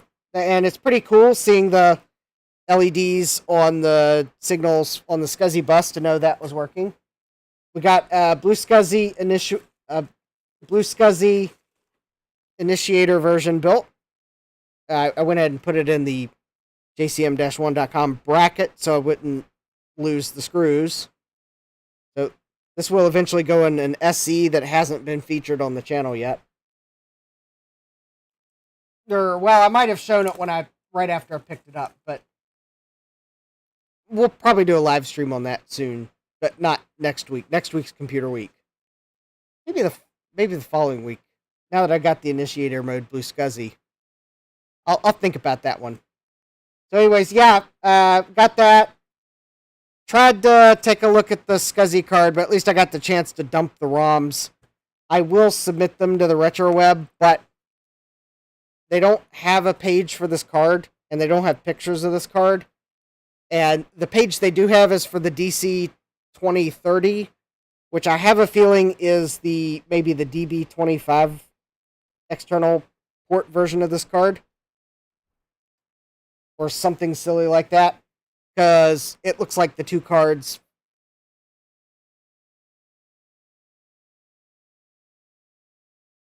Jesse's asking, how am I still going after one of these streams are ending? Yeah. I don't know. Anyways,